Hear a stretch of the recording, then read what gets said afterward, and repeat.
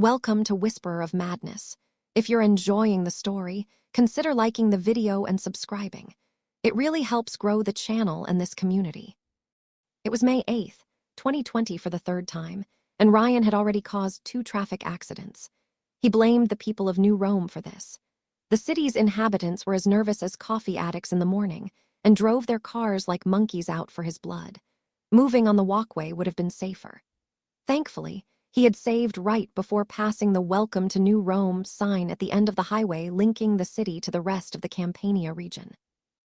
Driving his highly customized red Plymouth Fury, Ryan stopped right before a tank truck would have hit him to the left, dodged a bliss addict meth head, and then finally reached New Rome Strip. Owing to its reputation as the largest metropolis in Italy and a ravaged Europe's capital of sin, New Rome was quite the sight.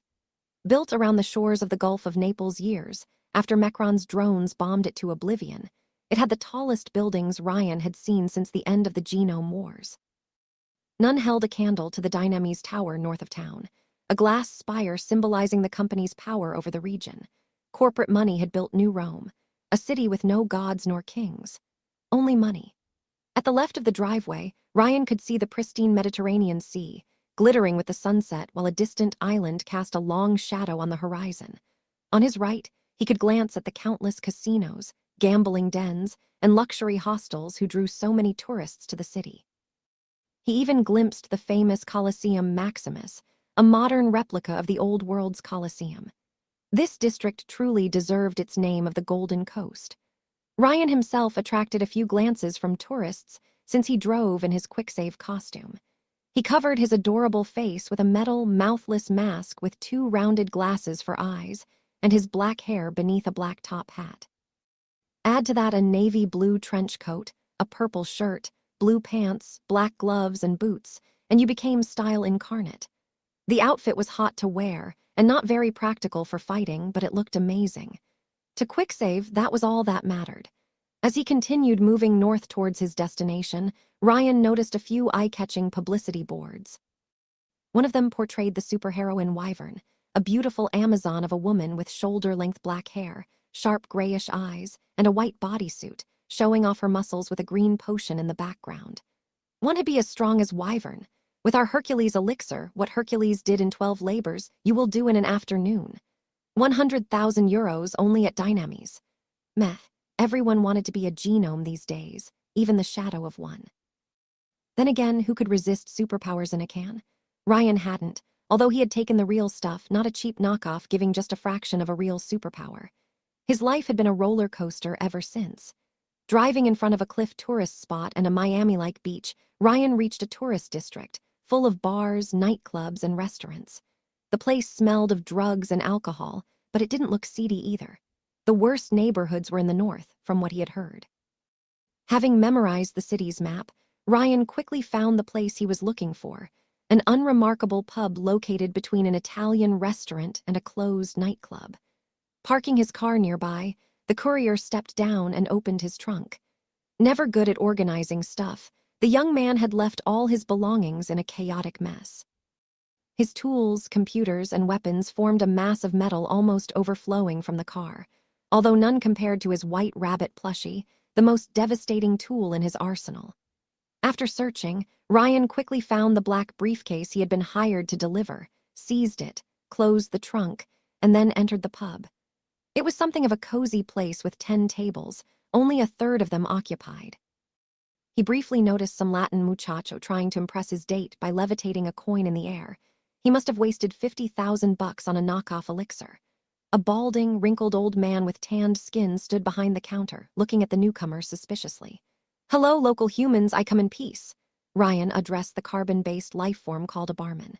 "Is this Renesco's Jolie Wrangler?" The man behind the counter glared at him. "It's written on the front door. What do you want?" Why did the bar's title involve both French and English words, while the barman sounded like a true Italian? Multiculturalism struck again. "Then you must be Renesco." Ryan handed the poor fellow the briefcase. "I've been hired to give you this. It's full of mushrooms and a bomb, but I didn't open it this time." "This time?" The barman frowned. "Are you?" "I'm Quicksave," Ryan introduced himself, tipping his hat. "I'm immortal, but don't tell anyone." "Man, you said it loud enough for everyone to hear." Someone jeered at the back, the few clients laughing. That's your power, the barman asked, unimpressed.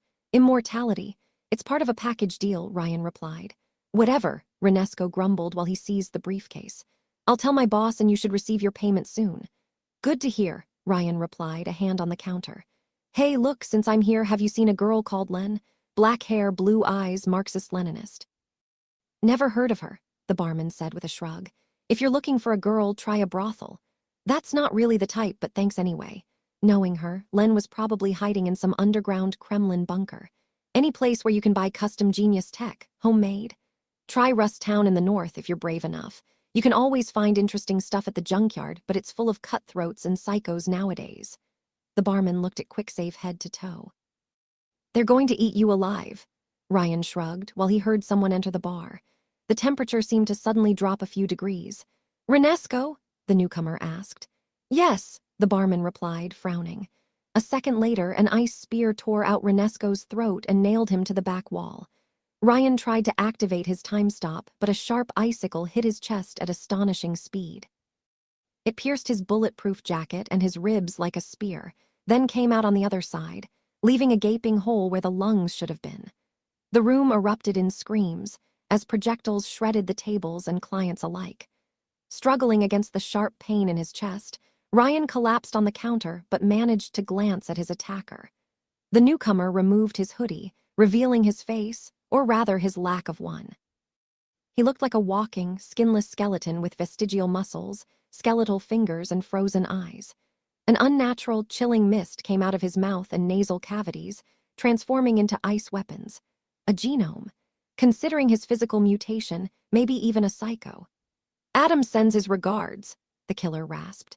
The muchacho man in the bar's back tried to telekinetically throw a chair at him, but the hostile genome grew an armor of ice over his bones. A few icicles later, the Spanish guy and his date had their face redrawn in a cubic style. I will get you. Ryan dramatically raised a finger at his murderer, blood flowing from his mouth. On my next save. The undead froze him alive with a wave of his hand, and all went dark. It was May 8th, 2020 for the fourth time, and Ryan was pissed. 3 times. 3 times he had died trying to make this damn delivery. Then again, that was what he got when not paying attention. With the exception of his save point, his powers needed a conscious action to activate. His enhanced timing sense, in particular, didn't kick in until after he had lived through events once already. Ryan didn't mind dying, since he had gotten used to it after the first 24 times, but dying so soon. Less than 2 hours after establishing a save point, 3 times in a row. His loops usually lasted days, allowing him to try new and interesting stunts, while repeating the same things in quick succession bored him to death. This meant war. Ryan entered his autopilot mode, his mind wandering off while his body repeated all the actions of his previous save. He only stopped and regained full consciousness as he reached the bar. Instead of entering, Ryan remained in his car, waiting for his killer to show up. He didn't have to wait long, as the assassin walked out of a street corner, hands in his pockets and his ugly face hidden beneath a hoodie. It said something about New Rome that this crook didn't draw attention as he entered the Jolie Wrangler. There was only one rational, responsible way to act. Ryan moved the car right in front of the pub, set an AC/DC song on the radio, and then smashed the accelerator. Pedestrians screamed in panic, some leaping out of the way as the car drove into the Wrangler's entrance. Having been reinforced specifically for this kind of stunt, the Plymouth demolished the wall and hit the assassin from behind before he could attack. The collision propelled the hostile genome against the counter, like a deer on the road. Quicksave briefly looked around, in case he had accidentally hit any of the clients. He had been very careful to position himself in an angle with nobody but the assassin on the path, but you could never know. Thankfully, he hadn't harmed anyone, and the Spanish muchacho was too busy holding his terrified girlfriend in his arms to throw stuff at Ryan. Good. He wouldn't have to reload again. Hey guys, I'm Quicksave, Ryan told the shocked clients as he stepped down and moved behind his car. I'm immortal, but don't tell anyone. I'm calling security, Renesco shouted while hiding behind the counter. Don't bother, I will be done in a minute, Ryan replied before opening his car's trunk unconcerned. He looked at his weapons, trying to find the right one for the job. The pistol gauntlets, too intimate. The Gauss rifle, too quick. The shotgun, tempting but overdone, the rabbit plushie far too powerful, the baseball bat bad it was. Ryan whistled while playing with his chosen weapon, approaching the assassin as he rose back to his feet, using the counter as support. Any other person would have died, but all genomes possessed enhanced physical abilities. "Who the fuck are you?" The undead assassin hissed angrily, trying to manifest his armor of ice over his body as he did in the last loop, but too stunned to focus. "An Augusty." "Nah, I'm just a courier," Ryan said, trying to think of a good one-liner. "Sorry, can you give me your name while you still have teeth?" The skeleton responded by raising his hand, unleashing a volley of ice shards. In response, Ryan lazily stopped time. The world turned silent, everything gained a purple hue, and the icicles froze in midair. Froze. The courier memorized that pun for later. "Yeah, you took me by surprise last time," Quicksave said, as he moved around the path of the attack until he was right in front of his target. Neither clients nor the enemy genome could move, trapped between 2 seconds. Not gonna happen again. When time resumed and the world regained its colors, the skeleton kissed the aluminum bat intimately. The undead genome lost a few teeth since his jaw was tight.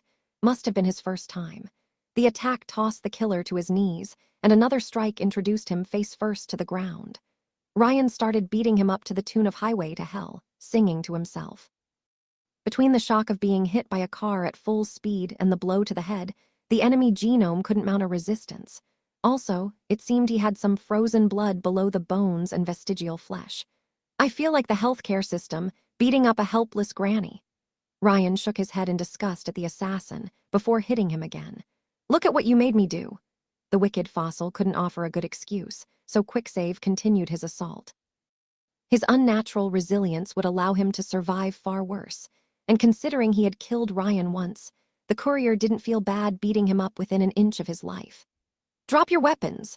Ryan turned around, 3 men in black riot gear pointing energy rifles at him from behind.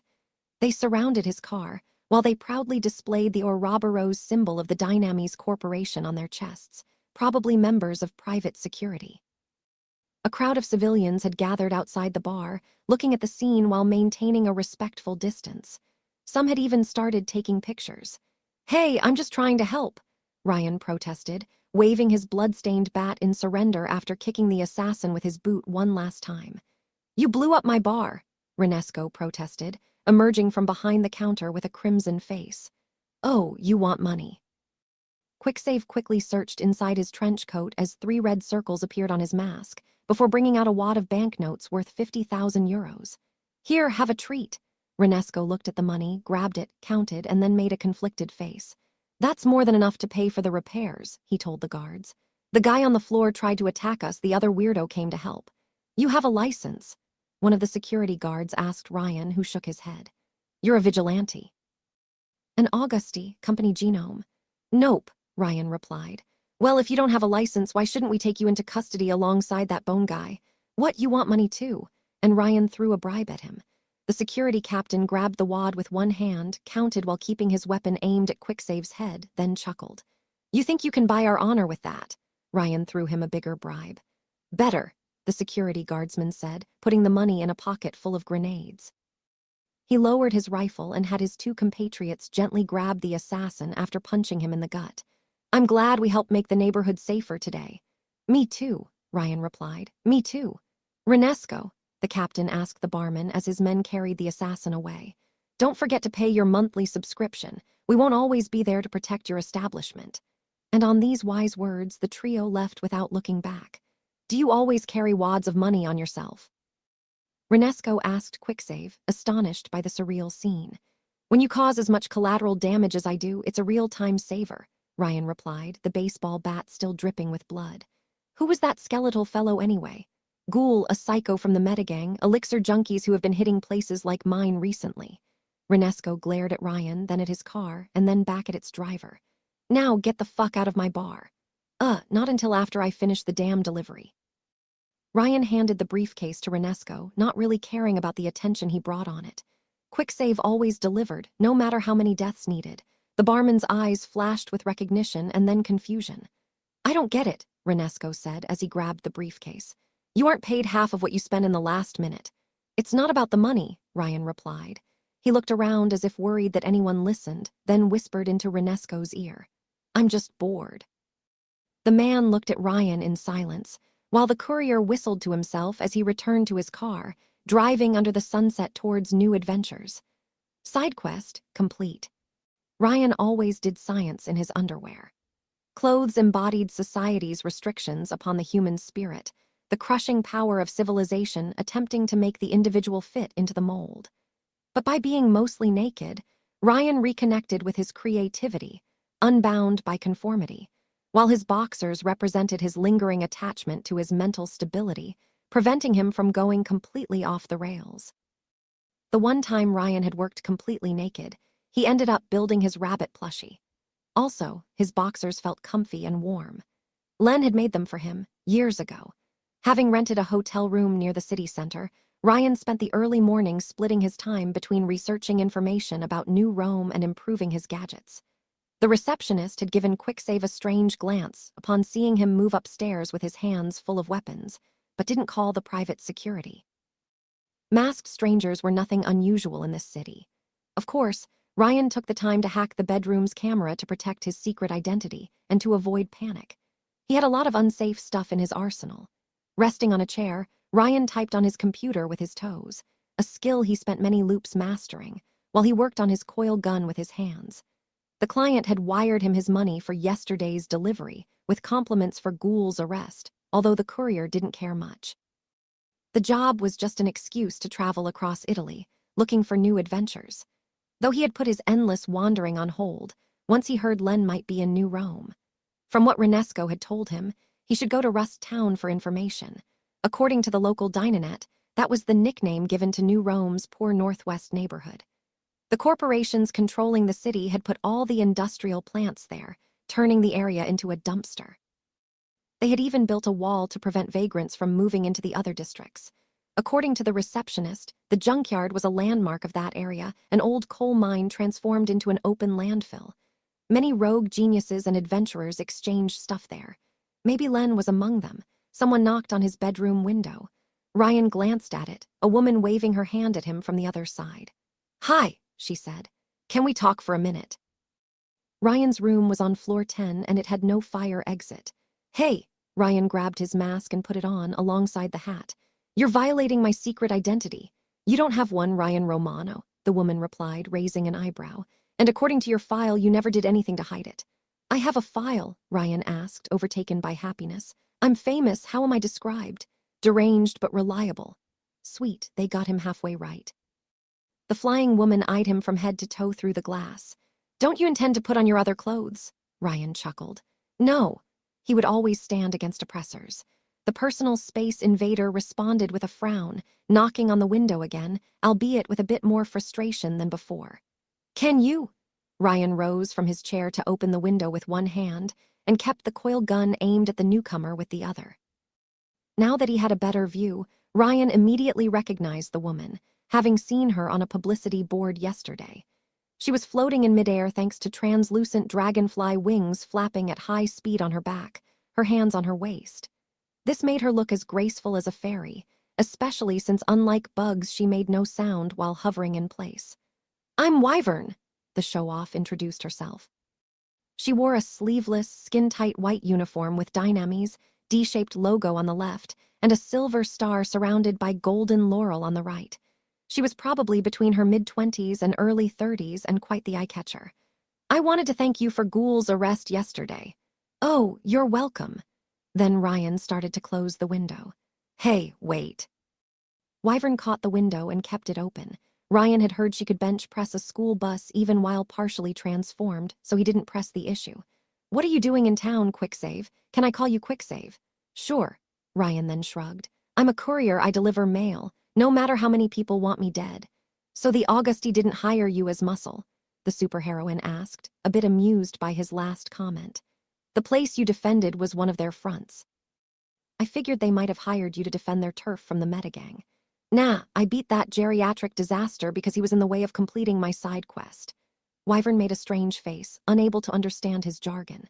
The genome wars had all but destroyed the video game sector, making Ryan feel very alone. "Oh, by the way, have you heard of a girl my age called Len? Black hair, blue eyes, Marxist-Leninist. Marxist-Leninist? Wyvern's frown deepened. You mean communists? Those guys still exist. I know that's probably a dirty word in the city of unbridled capitalism, but yes. No, never heard of her. The superheroine shook her head. But I can look at our files. Is that why you are in New Rome looking for her? Oh yes, she's beautiful and kind and she's my best friend. Ryan couldn't help but gush about her. I've been looking for her since forever. I'll help if I can, Wyvern replied with a smile. Actually, I believe I can help you a great deal. Oh, here comes the recruitment offer. I belong to a group called Ilmiglir, Wyvern said, confirming Ryan's suspicions. You've probably heard of us. Ilmiglir, a bunch of corporate superheroes who were the official protectors of New Rome and modern celebrities. Of course, they were also on Dynami's payroll, who owned their image, merchandising rights, and told them whom to fight. Nothing like Leo Hargrave's Carnival. Now those were real, pro bono superheroes, wandering night style.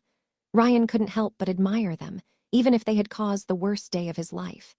We're always on the lookout for new talents, and while you have a reputation for collateral damage, you possess an extremely useful superpower, and as far as we know you haven't dabbled into reprehensible enterprises, nor closely associated with wanted criminals.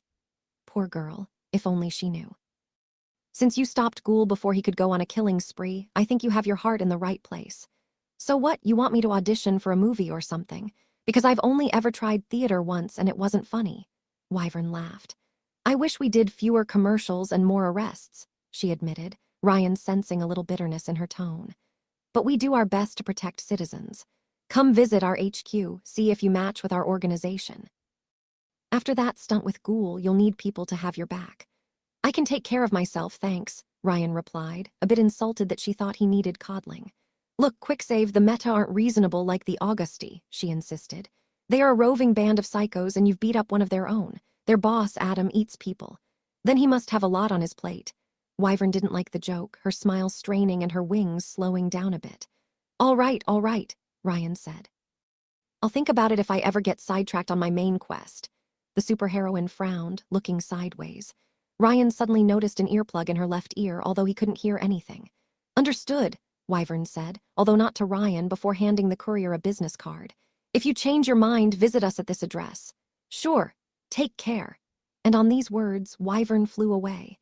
Her wings moved so fast it became impossible for the human eye to notice them. Yet they made no sound either, except for the wind they produced. She was gone within the blink of an eye, moving north and accelerating until she reached near supersonic speed.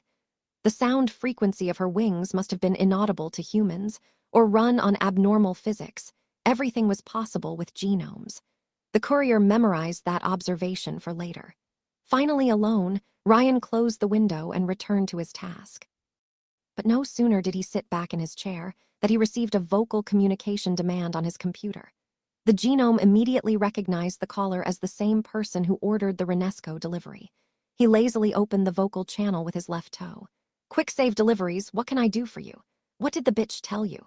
An encrypted voice on the other end answered. Ryan raised an eyebrow behind his mask. Wait, am I being spied on? Few places are off the grid in New Rome. Note to self, find a more discreet hotel next loop.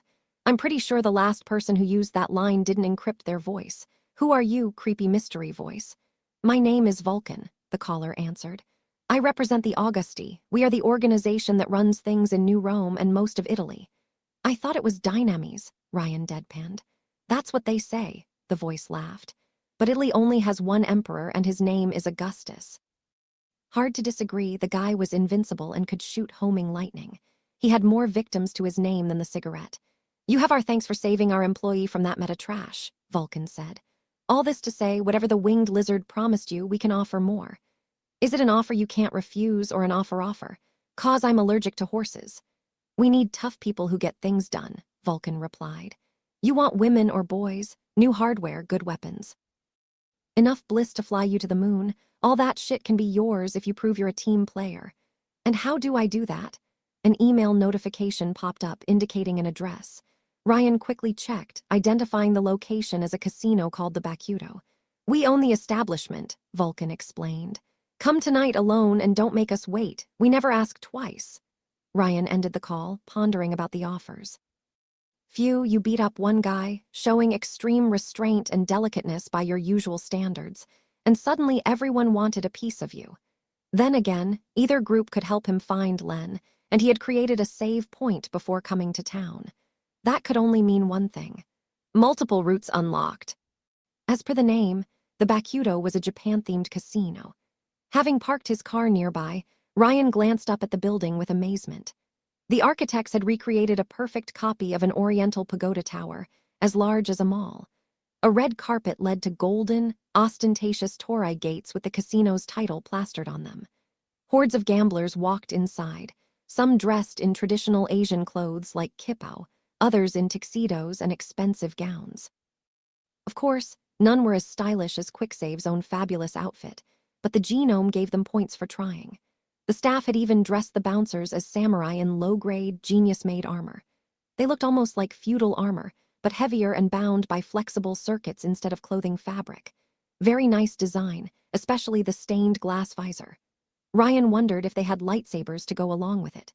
"No weapons allowed inside," one bouncer said, as he and a compatriot checked Ryan out. Due to their armor, both were at least one head taller than the genome. They immediately found the throwing knives hidden in his sleeves and then examined him very thoroughly. It took them a few minutes to find most of his stuff. 25 throwing knives, 2 revolvers including 1 Desert Eagle, 1 energy pistol, 1 frag grenade, a switchblade, a hand buzzer, and the bouncer frowned, seizing a tiny metal sphere the size of a baseball. "Is that a bomb?" "Yep," Ryan answered. "Genius tech." "EMP, gunpowder, thermonuclear." The bouncer chuckled heartily until he realized Ryan was serious. He then exchanged a glance with his fellow guards. All of them put their hands on a saber around their belts. "You keep an A-bomb in your back pocket." The guard wagged the device at Ryan's face. "It's only for dissuasion," the courier promised while crossing his fingers. "I Korea swear." The bouncer remained silent a moment, then touched his helmet and hushed words which Ryan couldn't hear. No doubt he was contacting his manager. "You can get your stuff back after you're done," the bouncer declared, putting his weapons in a bag. "But one wrong move and that bomb will find its way in another A-place. Understood?" "Yes, sir," Ryan replied as he waltzed into the casino like a child. He immediately found himself walking through a corridor of pachinkos, those strange Japanese slot machines. Gamblers twirled on them, enslaved by their otherworldly power. The sight reminded Ryan of the 4 loops he spent addicted to these machines, before getting bored. Ah, the nostalgia. A few steps later, Ryan entered the main gambling hall, mixing both Japanese art design and Western gambling entertainment. Roulette wheels stood side by side with blackjack tables, and they even had an arena for sumo wrestling next to a sushi bar. An elevator at the center led to the higher floors, each probably catering to different tastes. A giant screen above the sushi bar showed a promotional image of New Rome's Colosseum, and a T-Rex roaring on its grounds, under the acclaim of the crowd. A voiceover hyped up the competition. "This mutant dinosaur has been cloned from ancient times and improved to fight at Colosseum Maximus, Maximus, and if dinosaurs won't do it, our robots will." The screen changed from the picture of a Jurassic Park, ad to a humanoid mecha straight out of an old Japanese cartoon. "Coming straight out of our weapon development program, Dynames introduces you to the Megafighter Mark III. Meant to fight the deadliest psychos and marauders, this killing machine will keep you on your toes. Will any contestant get the better of these bloodthirsty monsters? You will see it in tonight's episode of Colosseum Maximus, only at Dynames." Ryan noticed a smaller screen showing the odds, people betting either which contestants would survive, or if the T-Rex would eat them all on the first round. For some obscure reason, most betted on an overwhelming dinosaur victory. Ryan wandered towards the roulette near the sushi bar and immediately started placing bets, throwing stacks of euro bills on the table. "Quicksave?" a man asked Ryan, the clinking of his outfit announcing his presence long before he called out to the courier. This guy also wore samurai armor, but one blue and far sleeker, almost skin-tight. Instead of a faceless glass visor, his helmet took the shape of a black demon mask, allowing Ryan to see the black eyes and mouth below. The bouncers nodded at him in respect, and quite a few people gave the man a wide berth. "Yeah, clearly a genome." "Yes," Ryan asked, feigning innocence. "You don't have precognition, right, I hope?" the man asked, crossing his arms. "Because I will have to kick you out if you do." We don't allow blue genomes to play. Precognition, the courier shook his head. Nah, of course not. I'm as violet as they come. Genomes were classified depending on the color of the elixir which gave them their power. Blue focused on information manipulation, from precognition to info hazards, while violet had space-time-related abilities. Then you can't peer into alternate timelines or a cheat like that, Samurai Guy asked. Or rewind time and send information to your past self. But if I can rewind time and erase this conversation so it never happened, do you even exist right now? Or are you a mere simulation of my feverish mind? Samurai Guy simply decided to watch, trying to make sense of the terrible existential conundrum Quicksave just threw at his face. In the end, the courier blew $30,000, but he had memorized the roulette numbers and the victorious gladiators' names for a later loop. Strangely, while the dinosaur won, one firecracker had managed to survive all the way to the end. All right, you definitely aren't a seer, Samurai Guy said, having acted as Ryan's chaperone during his entire gambling spree. I think you should slow down, though. At this point, you're pretty much burning money. I'm sorry, what's your name? Ryan ended up asking his mysterious samurai overseer. I'm Zanbato, I'm an Augusti. Are you Japanese? Because you don't sound Japanese. No, he replied, a bit confused by the question. I'm Italian. Your supervillain name is Zanbato, but you're not Japanese. Goddamn counterfeit. I'm not a supervillain, the man protested, clearly missing the point. My girlfriend is Korean, though. You have a girlfriend? Ryan gasped. That's wonderful. Thanks, the man replied with a smile. I hope to marry her soon. I'm curious, why did you come to us? I heard Wyvern made you an offer too. You guys won the coin toss, Ryan replied bluntly. Zanbato chuckled, rather amused. He quickly invaded Quicksave's personal space by putting a hand on his shoulder. I'm buying you a drink. The samurai wannabe invited Ryan to the sushi bar, taking a beer while Ryan ordered tea. Bouncers formed a security perimeter around them to allow them some privacy. Ghoul escaped, Zanbato told Quicksave. A mole in the private security told us his pals bust him out, probably with inside help. And knowing that maniac, he will be on your trail shortly. I thought you should know. Ryan gasped, promising to inform Wyvern that Ghoul's friends would bust him out on his next save. Are you telling me that private security is corrupt? I would never have known. The grunts are underpaid, so some are open to negotiation. They're elite squads, especially those working for Dynami's executives, not so much. Zanbato sipped his beer. We know you have a pretty powerful ability, but you did good in approaching us. Safety in numbers, I always say. You know I'm immortal, Ryan asked, but I didn't tell anyone. You're immortal, Zanbato raised an eyebrow. You can't die. I think I can, but I never succeeded. Zanbato paused, unsure how to answer. Well, we know you can stop time for an unknown duration as your main power, the man said. Now what do you know about us? That you are the biggest supervillain organization in Italy and that your boss is invincible. We are not, Zanbato sighed. We are a family and profit-minded society, men and women of honor, not supervillains. That's what Il Miglier labels us as because we aren't corporate sellouts and we build houses, churches, and hospitals for the poor. We are good for the community. Your drugs are good for the heart too, Ryan deadpanned. But your weapons are better. It's not illegal, Zanbato replied, which was true since there wasn't a true government nowadays. We have to fund ourselves. I'm telling you, where we rule, things are peaceful, people feel safe. There's no pillager taking your stuff, no psychos running around. When Augustus takes over Italy, and he will, you won't recognize our country. It will be like before the wars. The man sounded like he really believed it too. He seemed a bit young to rant about the good old days, though. Oh, also, do you have anything child-related? Ryan asked. Because I'm pretty flexible, but if I find you do anything reprehensible to teens and below, then we're going to have a problem. Zanbato's mouth twisted into an expression of absolute disgust. We don't even sell bliss to minors, he said. We aren't savages, not like the meta. Anyway, do you know how we work as an organization? Because if you want to join us, you will have to bend to the hierarchy. I'm more of a free spirit kind of guy, Ryan said. I'm just looking for help in finding a friend. Oh, this seemed to surprise the genome. He must have thought Ryan a money-only kind of guy. Whom? Her name is Len, black hair, blue eyes, Marxist-Leninist. Do you have a photo? Ryan shook his head. Is she your girlfriend? No, just my best friend. Been looking for her for years until a client tried to pay me in tech she made. He said it came from New Rome. Tech, she's a genius. Zanbato finished his beer, mulling over that information. Okay, look, if she's what matters to you, then we'll help you find her. Favor for a favor. Ryan could live with that. Once he had the information, he could always start a new loop and go to Len directly without having to put a horse's head in someone's bed. What favor? We need muscle, Zenbato said. New Rome has a new problem called the Metagang. They're all psychos. I know them, Ryan replied. Had a skirmish with them years ago, back when they were small fries. Ghoul hadn't joined then, but they were already vicious assholes. Not that Ryan could blame them. The human body wasn't made to handle more than one elixir, even knockoffs.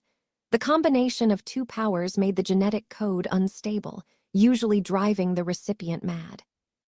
Sure, they gained an additional ability.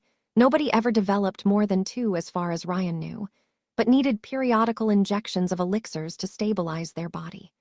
These genome mutants had the well-deserved nickname of psychos.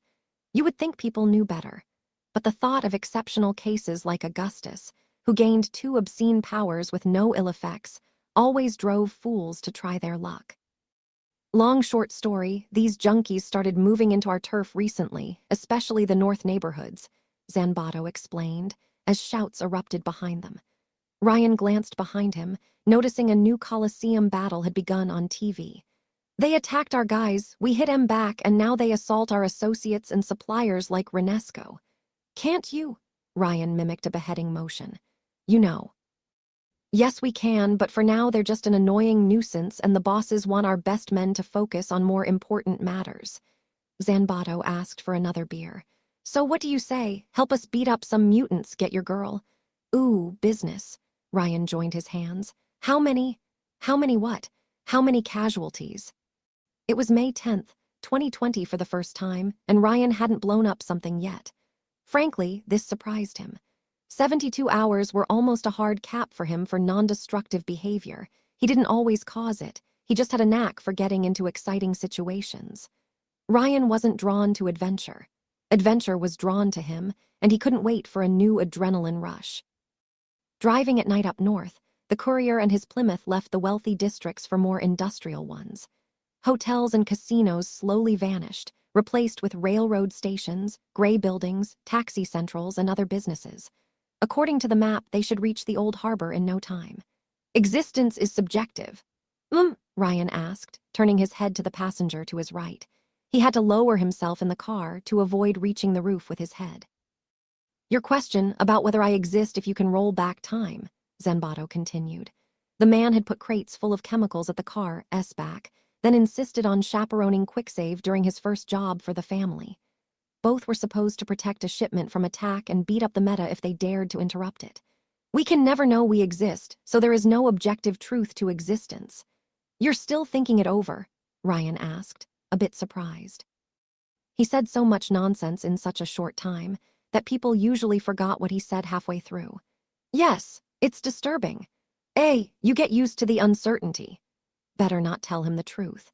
The sound of cars gave way to that of waves crashing on the shore, and the faint rustle of the evening wind.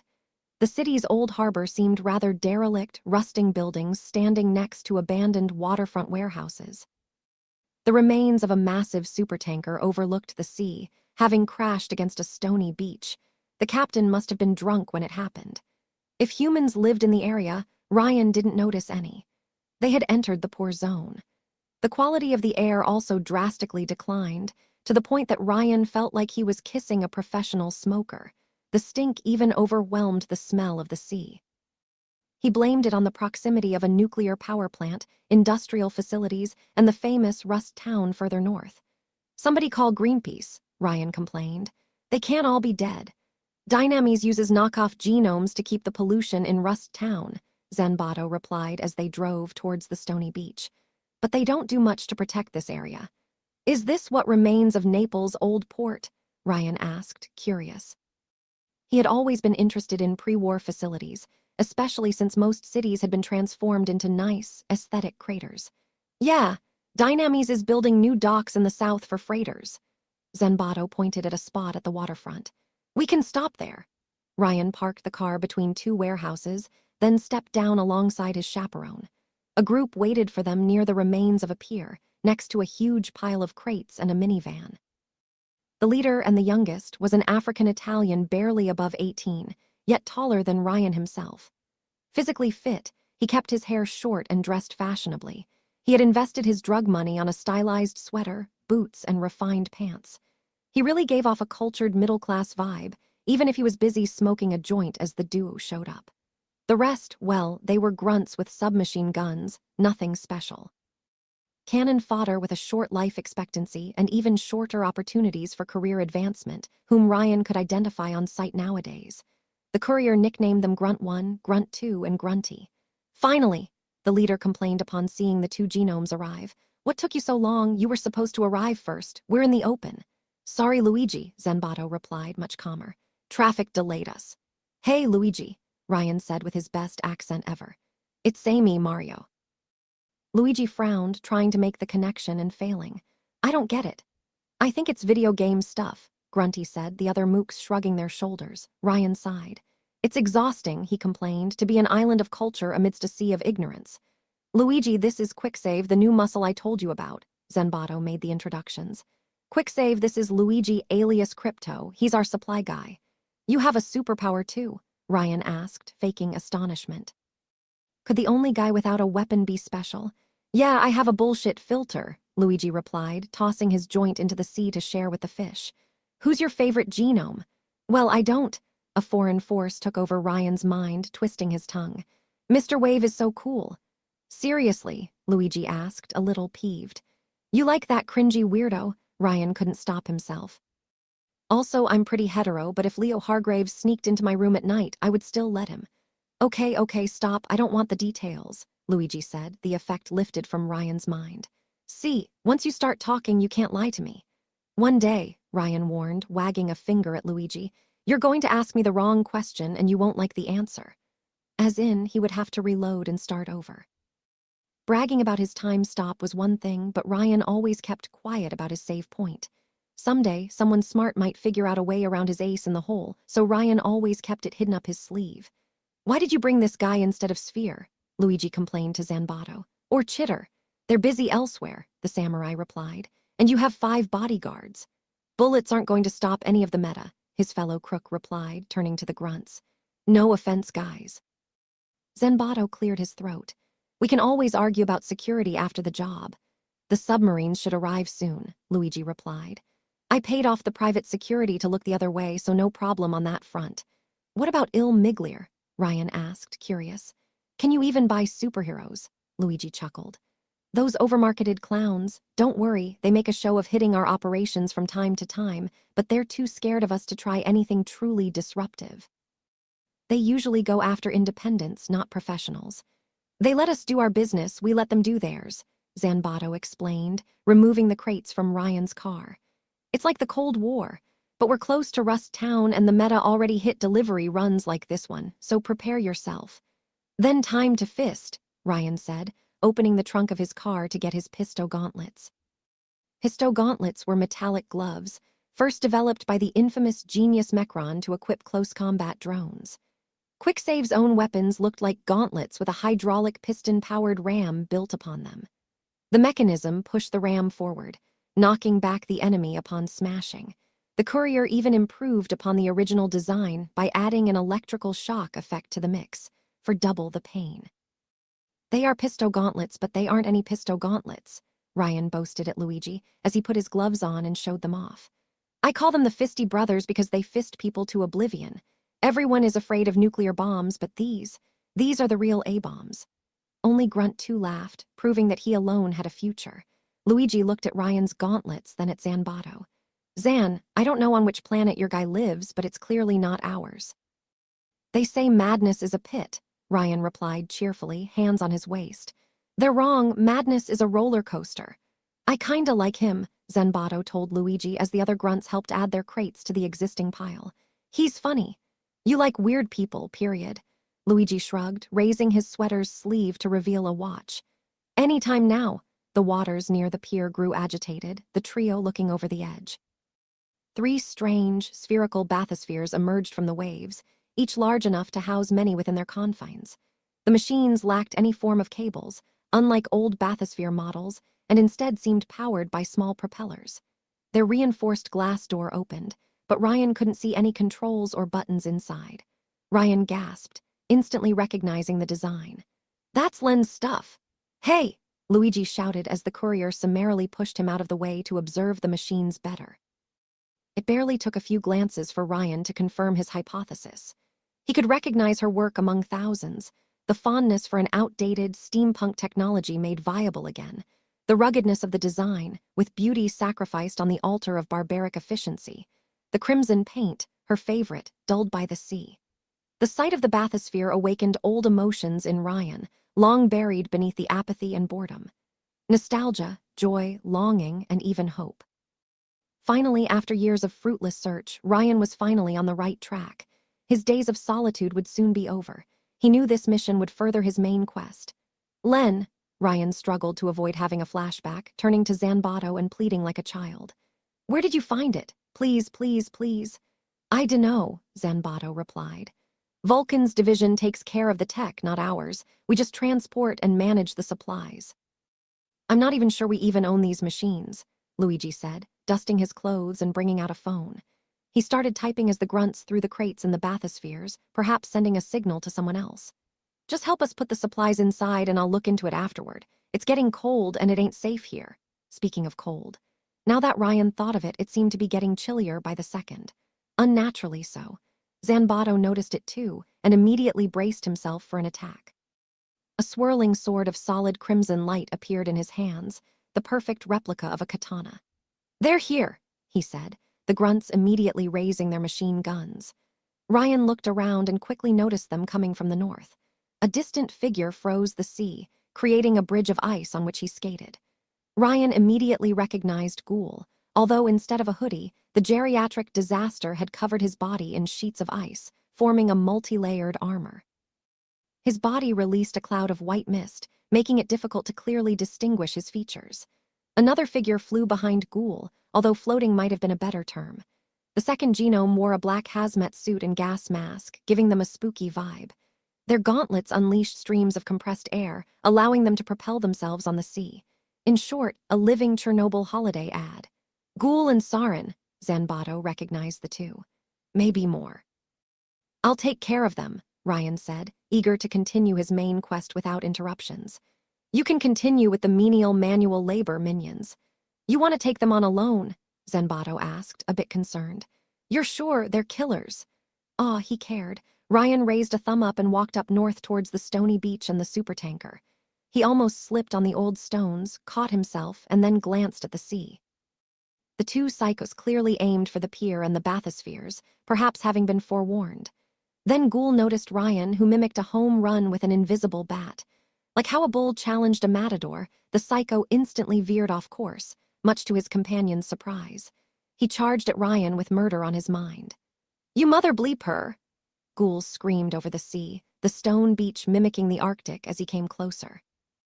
A dozen ice shards formed from the moisture around the psycho, while he said so many insults that Ryan's mind automatically censored him. You bleep, I'm going to bleep your skull and bleep bleep bleep with my bleep.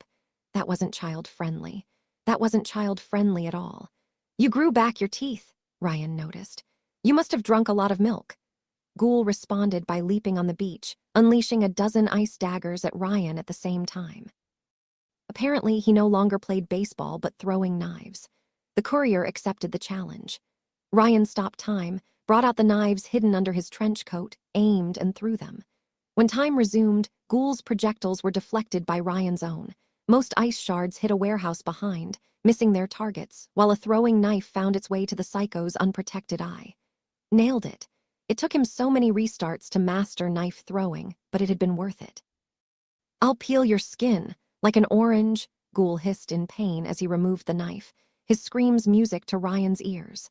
The eye's blood turned to strawberry-colored ice cream when it came out of the socket, making the courier hungry. Then I'll drink your blood and the sweet elixir it carries. The other psycho chose that moment to land on the beach, hitting the ice floor with a loud thump and somehow avoiding slipping up. Ghoul's white mist slowly widened the ice layer over the beach, which now spread to the sea and the walkway. Ryan suddenly wondered if he should add a scarf to his outfit. Ghoul, what the hell? While her voice was somewhat muffled by the mask, Miss Nuclear Disaster was clearly a girl. You heard Adam, the shipment, first. That's him. Ghoul snarled, creating blades of ice over his forearms and pointing them at Ryan. That's the bastard who beat me up. I told you he was an Augusty. Slander. That was the thanks Ryan got for trying to alleviate that old fossil's suffering. And they said euthanasia was progressive. I guess Adam can't be mad at us for dusting one of them then, Saren said, raising her gauntlets at Ryan as if he should be intimidated. She mustn't have washed her hands. If you knew what's good for you, you should have stayed the fuck out of Rust Town, but I guess you pusses are pretty slow to learn. Don't worry, the courier replied. Whatever happens, blower. The hazmat girl interrupted him, confused. That's not my Your name is Blower now because you blow air. Ryan then pointed a finger at One Eye menacingly. And now his name is Picard because I liked French frozen food. In retrospect, calling a girl Blower might have sounded a little dirty because she became really upset. Her gauntlets began to vibrate, unleashing a blast of compressed air at Quicksave. The ice below them began to crack from the shockwave, and Ryan realized he should have nicknamed her the Vibrator instead. Stopping time for a few seconds, Ryan lazily waltzed out of the blast's way, almost slipped on the ice, caught himself, cursed, and then let time resume. The compressed air blew up the walkway behind the beach, grinding stones to dust and redecorating the pavement in a straight line for at least 10 meters. Trying to make it a threesome, ghouls skated after Quicksave's speed rivaling that of a car, blades raised. Not swinging this way, Ryan dodged the attack by lowering his head. His time stop could last for up to 10 seconds, and you could do a lot in 10 seconds, but suffered from a cooldown duration afterward. It was equal to the amount of time Ryan spent freezing time. Use the time stop for 5 seconds, can't do it again 5 seconds afterward. Not understanding the concept of personal space, Ghoul kept trying to nail Ryan with his blade and received a punch in the stomach for his trouble. Fisty activated on contact, the ram smashing through the psycho's ice armor and sending him flying backward to take a bath in the sea. The water froze right after he entered it. Unfortunately, the contact with Ghoul's white mist froze Fisty, jamming the pistons. Got him, Knit. It always had performance issues when things heated up. Not caring about her teammate, Saren kept focusing on attacking Ryan, who chuckled at his own mental joke. The courier had to run away from the beach and on the walkway as a shockwave collapsed the ice, even briefly stopping time to make it. You blow air very fast, that's your power. Ryan struggled not to laugh, but almost slipped on the frozen pavement, ruining the moment. Why didn't he dedicate a loop to learn ice skating again? My fan can do the same, and it cost me $15. Seeing Ryan escape and still pining for his undivided attention, Saren pointed her hands at her feet and unleashed a new shockwave. A column of compressed air propelled her upward, allowing her to leap over the harbor. Ryan looked up and got a perfect view of her back, but much to his disappointment, she seemed to float inside her suit. Very strange. Why the obsession, Blower? Ryan asked, trying to unjam Fisty so he could introduce her to that crazy girl's face. Nothing dirty. Have you fallen for me at first sight? Unfortunately for you, Saren replied, vibrating her gauntlets from above to rain short blasts at the walkway. I'm a necrophiliac. Oh, a fellow quipper. Ryan was so happy to have some back-and-forth interactions, even if he needed to focus on avoiding the blasts. So many people just tried to kill him without exchanging pleasantries. It was just rude. Stopping time again, Ryan ran away and managed to reach the part of the walkway which hadn't frozen over. Running on ice was a lot harder to do than it sounded, and more importantly, made him look like a klutz. When time resumed, Saren's volley had turned the frozen pavement into a cheese. On the horizon, the courier noticed Zanbato and Luigi finishing the supply run, seeing that he could handle the situation well. I'm sure we'll break the ice between us. That's just pitiful, Saren replied upon landing on the roof of a waterfront warehouse. The height gave her a better view of the walkway, and solid ground allowed her to focus entirely on Ryan. This time, having resolved her own performance issues, she switched from short bursts to sustained fire. Did my invitation leave you stone cold? Quicksave shouted innocently to Miss Chernobyl, running away while managing to unjam Fisty. The sustained blast collapsed the walkway behind him, stones falling on the beach. Frankly, it surprised Ryan that they hadn't woken up the whole neighborhood. Don't you ever shut up? Ghoul's voice snarled, as the drenched psycho leaped on the walkway for a second round. Even with his armor of ice on, he left salt water behind with every step, and was that a starfish stuck to his leg. Anyway, as I said before you interrupted me, whatever happens. Ryan turned to face his foes and extended his arms, doing his best to look fabulous. I won't take you seriously. Bugs Bunny. The rabbit was Ryan's most beloved character in all of fiction, and he had watched all its cartoons during his endless wandering. The courier always laughed at Hunter's failure to catch the wily animal, their rage growing with each missed bullet, so it must have been very frustrating for these two. Stop it! By now, Ghoul fumed so much that it became difficult to see through the white mist surrounding him. The whole harbor was slowly freezing, while the psycho threw car-sized blocks of ice at Ryan. Stop dodging! Ryan lazily stopped time, moved out of a projectile's path, then canceled his power. The psycho was actually getting worse with his aiming the more angered he grew. Unfortunately, the white mist surrounding Mr. Dembones also made it impossible for Ryan to get in close without freezing in place. He knew he should have invested in a thicker sweater. Ghoul, he's a speedster, Saren snarled, still standing on a roof to keep the high ground. She was no more successful than her ally at hitting Ryan, who mocked her by activating his time stop just when her blasts were within an inch of reaching him. At one point, the courier even took the time to blow her a kiss. Just freeze him already. I'm not a speedster, I'm Quicksave, Ryan shouted before revealing his greatest secret. I'm immortal, but don't tell anyone. Soon you're just going to be blood on the pavement. What pavement? By now the two psychos had destroyed the entire waterfront, turning it into an icy wasteland of snow and craters. Ryan had to keep moving north to find ground to stand on, eventually luring the duo to an empty parking lot. While Ghoul pursued him on foot, his female companion glided on top of a streetlight, somehow managing to avoid slipping up. There was something wrong with the way she moved, as if she had no weight at all. All psychos were mutants, so she must have an abnormal physiology beneath the hazmat suit. I'm sorry, but you make ice cream and blow off air, Ryan pointed out. Household products can do it, while I control the linchpin of all reality. I try not to sound patronizing, but... Ghoul unleashed a wide burst of white mist with a furious growl, freezing everything in its path.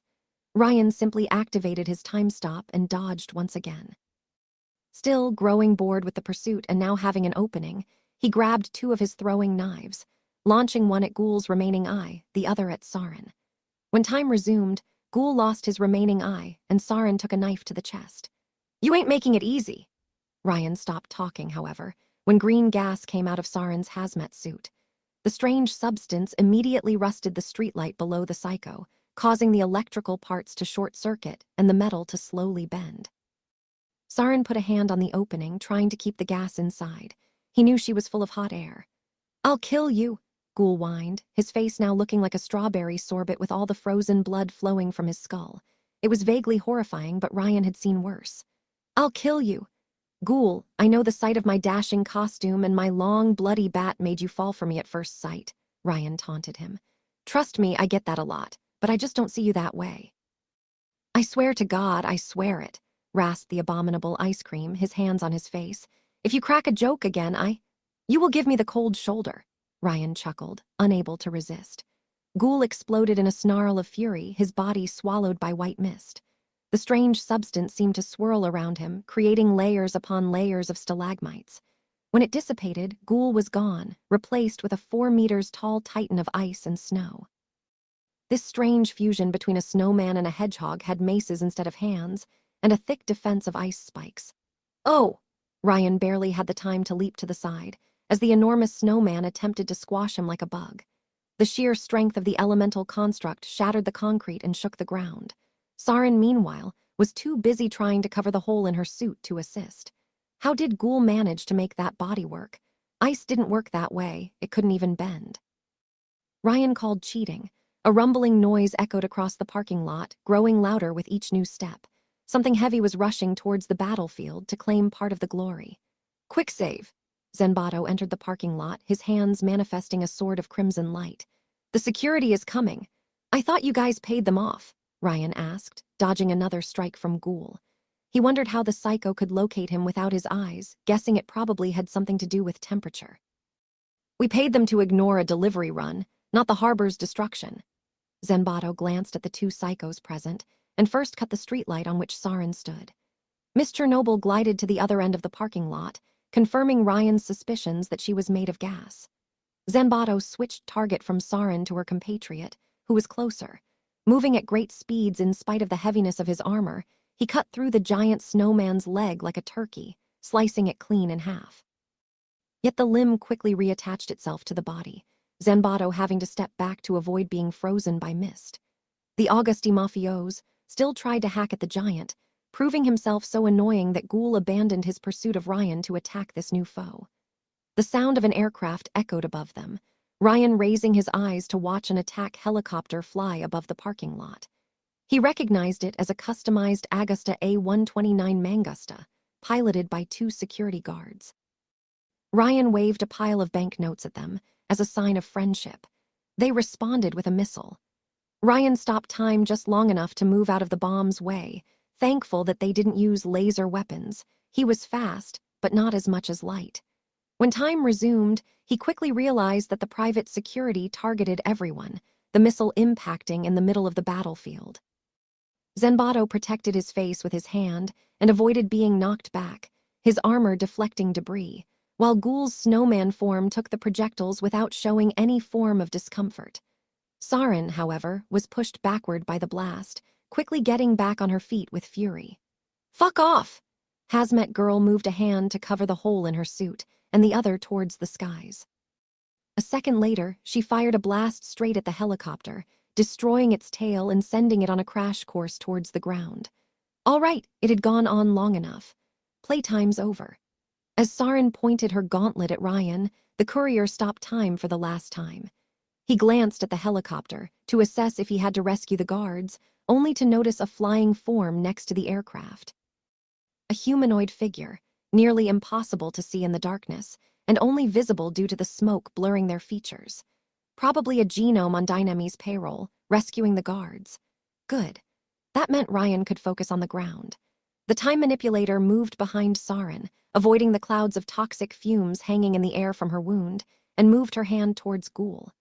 Time resumed, and the giant snowman took a full, sustained blast of compressed air head-on. Physics being physics, the ice construct exploded in a rain of droplets and shards, a helpless Ghoul hitting the ground face first. Zanbato quickly cut him in half execution style, while the helicopter crashed on the frozen beach further west. Suddenly realizing what happened, Sarin barely had the time to turn her head around and look over her shoulder. "Blow this!" And Ryan introduced her to Fisty, face first. The pisto gauntlet shattered her mask's glass parts and tossed her backward. Ryan barely had the time to dodge by leaping to the side, as the holes in her mask unleashed a stream of gas. Like a balloon, Miss Hazmat flew towards the horizon at full speed, unable to control her trajectory. She continued for a while, before finally crashing into the distant supertanker's wreck. Ryan glanced at Fisty, making a face as the gas rusted the pistons into scrap within seconds. Yeah, sure, he could have ended it a lot sooner by gutting them in the stopped time. But life wasn't about winning, it was about having fun. "Is she dead?" Zanbato asked upon reaching Quicksave. "I'm not sure," Ryan shrugged before realizing he couldn't see his favorite undead among the snowman's remains. "Is Ghoul?" "No, that's his other power. He never dies, even when missing the right organs." "He's immortal too," Ryan gasped, shocked.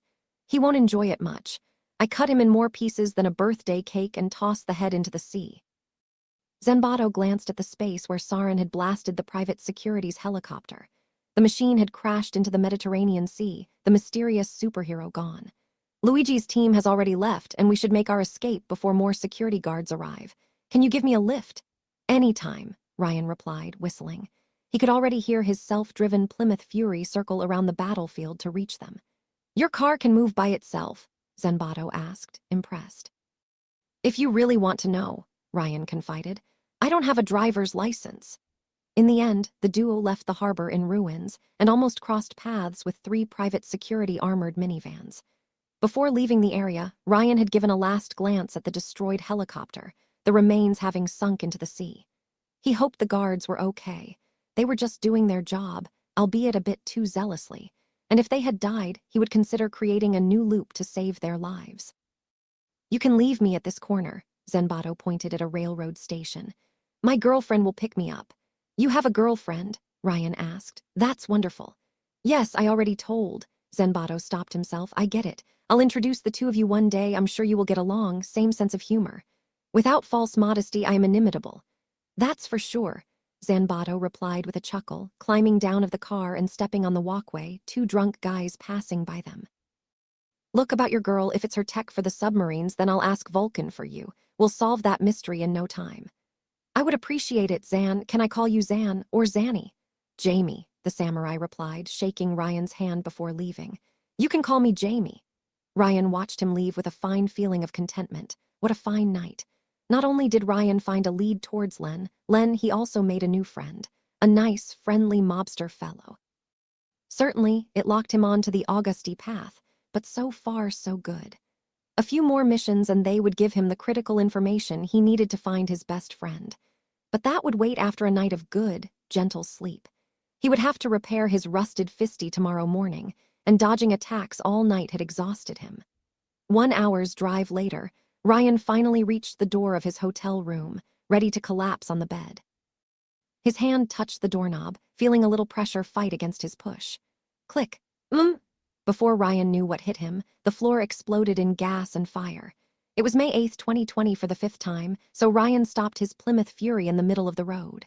Of course, quite a few motorists honked him in response, threatening the genome with bodily harm if he didn't move. The courier ignored them, meditating on what just happened before reaching a decision.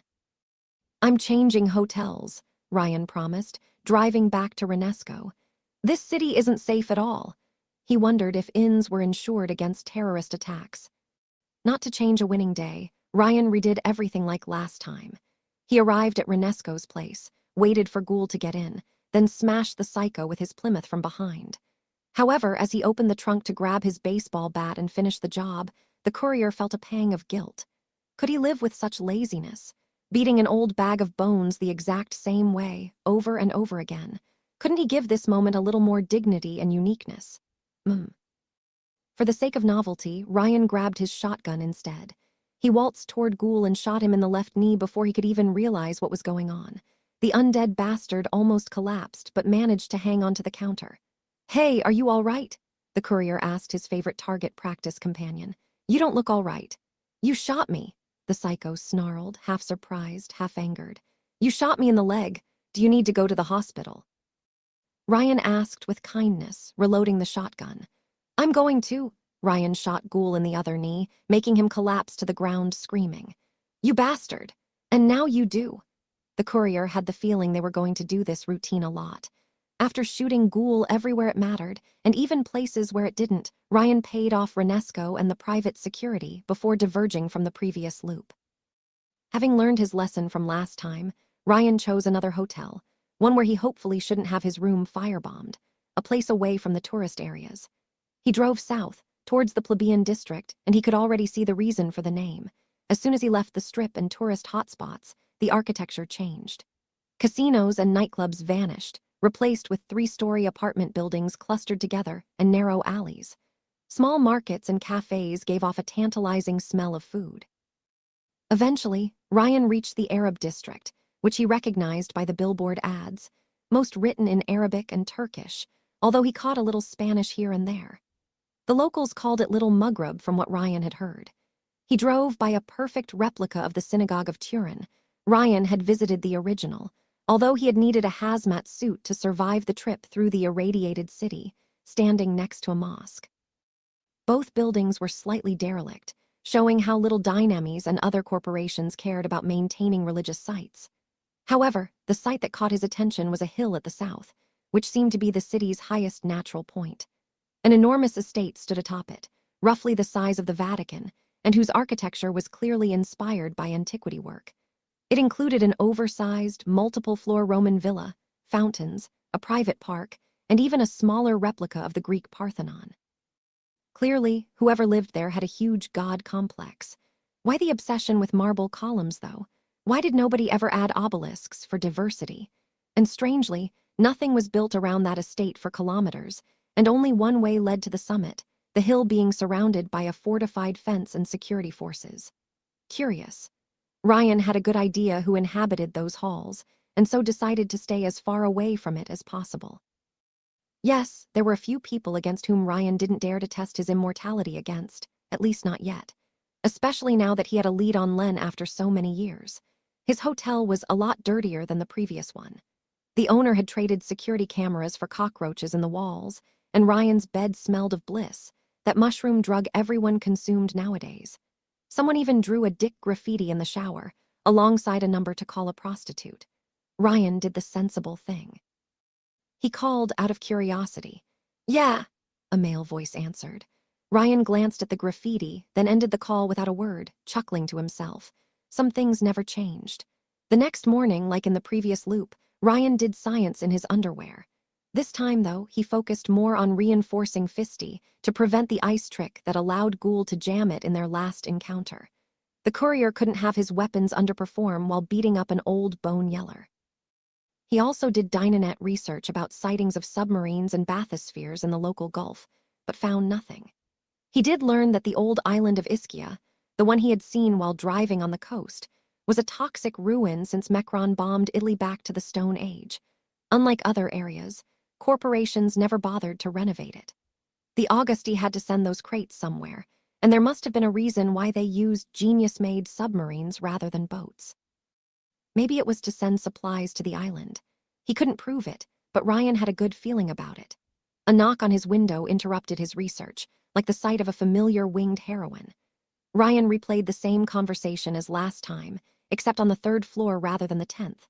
Wyvern seemed a little more nervous than in the last loop, though. Maybe it was the closeness to the mountain estate. Also, Ryan noticed the locals had emptied the street below his bedroom when Wyvern showed up. They didn't seem to like ill Miglir around here. "You say the meta will break out Ghoul today with the complicity of corrupt private security guards," Wyvern frowned. "How do you know that?" "You don't ask a magician to reveal his tricks," Ryan protested. "I'm just saying you should probably escort the creepy undead yourself. From what I heard, even if they break him out, he won't run far. The medic said he had more bullets than intact bones in his body." Wyvern marked a short pause, focusing on her earplug. "Looks like you were right. The meta are ambushing Ghoul's transport convoy as we speak, in broad daylight." Oh, so that's why she left in a hurry before. She clearly hadn't been fast enough last loop. Maybe this time would do the trick. "Before you go save the world and save me a mini-boss battle later," Ryan pointed in the direction of the hill, and the estate on it. "What is the name of this beautiful and not at all suspicious Roman-themed park?" "Officially, Hillside, unofficially," Wyvern sighed. "Mount Augustus. He even plagiarized Mount Olympus but renamed it after himself. It should have been called Mount Narcissus." "Take care," Wyvern told Ryan after giving him a business card before flying off without a sound. Ryan watched her vanish at high speed, wondering if she would make it this time. Anyway, in spite of that little divergence, he didn't have to worry. He just had to wait for Vulcan's call and everything would be back on track. Since he was close to Augusti territory, no doubt they would contact him again in short order. The call would come any second now. Any second now. Kaboom! The sound of a distant explosion startled Ryan, who opened the window. He noticed a pillar of smoke reaching up to the skies, somewhat in the direction where Wyvern flew. Shit. Vulcan didn't call him all day long. Disturbed, Ryan went to the Bakudo casino anyway at night, but the guards refused to let him in when he arrived in costume. Unlike last time, they gently told him to fuck off after noticing his A-bomb, as if it was a crime to carry a thermonuclear device nowadays. So Ryan returned but unmasked and in civilian clothes. He even put on a classy red tie. This time, he managed to slip in, the guards mistaking him for a normal client. "Hey, friendly nameless extra," Ryan asked a card croupier playing blackjack with a well-dressed group of professional gamblers straight out of Casino Royale. "I am looking for Zanbato. Have you seen him?" "Zanbato?" The croupier frowned. "No, he's not here tonight." "My plumber friend Luigi then?" The dealer shrugged his shoulders. "No, I don't think so. What is it about? I can give them a message if I see them." Damn it. Still, Ryan approached the dealer's ear and whispered into it. "The orange is in the hen house. The orange is in the hen house. It's a code they will understand.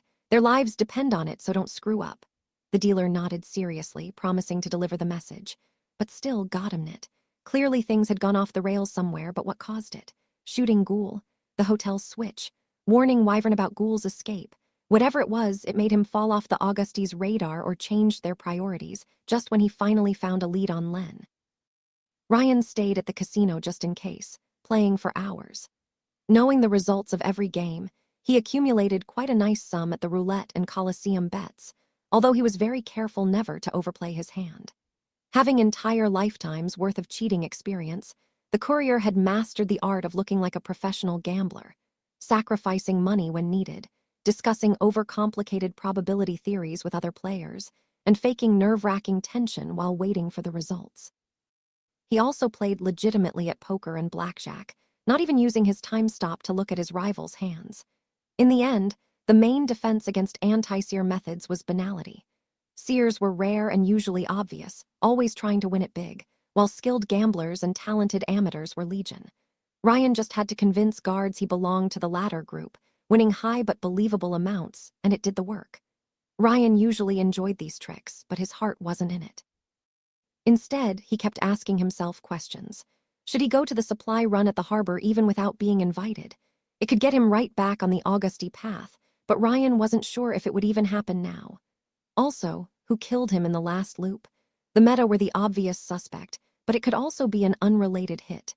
Since the courier took a job for the Augusty after denying Wyvern, Dynames could have simply ordered him dead. No, the easiest solution was to reload and deviate after receiving the Augusty mission, but Ryan needed to die first. Car crash, too common already. Traffic had killed him almost as often as enemy genomes. Bullet to the head. The last time Ryan tried, he woke up 6 months later, the medics congratulating themselves on their miraculous surgery. Train tracks. Unoriginal, everybody did that nowadays. Roman suicide. Thematic and classy, but he would have to find a sword or hemlock. Nice play. Ryan glanced at the left of his table, noticing that a stunning woman had taken a seat right next to him. She was an elegant lady with long black hair, a crimson gown, and a beauty spot on the right cheek. She played with a glass full of alcohol, clearly trying to get Ryan's attention. "This is the first time I've seen you around here." It was strange how everybody wanted to be Ryan's friend when he started making money. Was it his magnetic personality? "Sorry, I'm thinking about something else." "What could be more important than accumulating a big pile of money?" she asked, flirtatiously playing with her glass. "I'm trying to find a suicide method that hasn't been done before, something original and over the top." The question took her aback, but the woman did consider it. "Jumping into MT, Vesuvius," she proposed. Ryan could have sworn he already experienced a similar conversation in a previous loop. "Already done, though with Etna rather than Vesuvius." "I didn't know," she replied, sipping her cocktail. "Do you want to commit suicide, or is this just theoretical?" Already bored with the conversation and failing to find a suicide method he hadn't already tried, Ryan raised his hand at a waiter. "Can I have an electric fan?"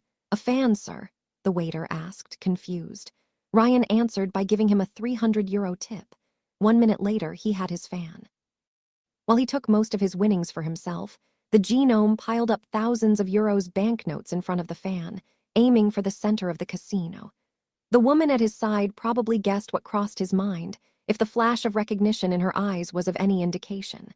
Ryan switched on the fan, which sent euro bills flying all over the casino. "To the fastest!" he shouted as loud as he could, a flash of greed in everyone's eyes.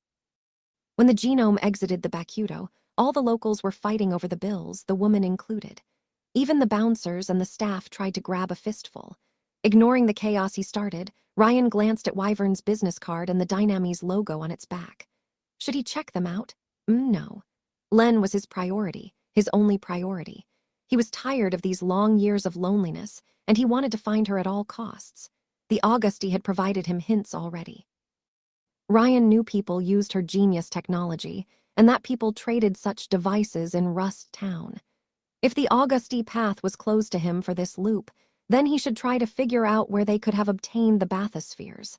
If there was a black market for genius goods, he should check it out. He could always kill himself afterward. When the locals said that Rust Town was walled off, they weren't kidding. As he drove as north as possible, Ryan began to see the fortifications separating the district from the rest of New Rome.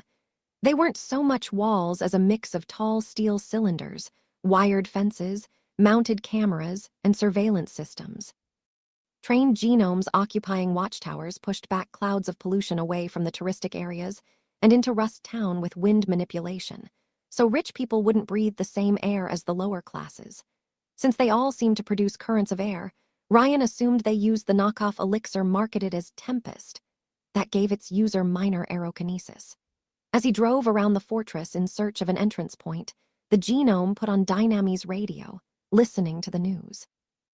We received confirmation that the explosion in Little Maghreb yesterday was the result of a short duel between our beloved protector Wyvern and the criminal genome known as Vulcan. Ryan immediately raised the volume. Vulcan, formerly known as Urban Guerrilla, briefly served as Wyvern's sidekick before joining the criminal syndicate known as the Augusti. Reports indicate Vulcan was forced to flee after causing great collateral. Oh, so that was why Vulcan didn't contact him this time. Little Maghreb was probably close to the Augusti's hideout, and he, or she, Ryan didn't remember, decided to ambush Wyvern when the opportunity presented itself. They probably took heavy wounds, and Ryan fell off their radar afterward. Would the courier have to change hotels again? No, better to stay in the first hotel until Wyvern contacted him, and then switch places to avoid the assassination attempt that ended the last loop. Psycho-cryokinetic known as Ghoul attempted to escape containment by the private security early yesterday, but was quickly recaptured by Il Miglir, the radio continued. Enrique Manata, manager of the superhero team, stated that as long as Dynamis remains strong, warlords and madmen will never gain a foothold in New Rome. At least warning Wyvern did make a difference. She probably relayed his tip about the private security being compromised to her team, who intervened in time. Then again, it must have been hard for Ghoul to run away without his legs. Ryan eventually reached a border checkpoint guarded by 3 private security guards. All of them carried riot gear and laser rifles. Their chief made Ryan a sign to stop, and the genome did his best to look innocent. It was pretty hard with the mask and full Quicksave attire, but it was the attitude that counted. "Halt," the guard said. "No entry without proper authorization or work permit." "I'm just visiting," Ryan said. "I heard they have a zoo." "It is a zoo," the guard grumbled. "Look, citizen, this is the frontier of civilization.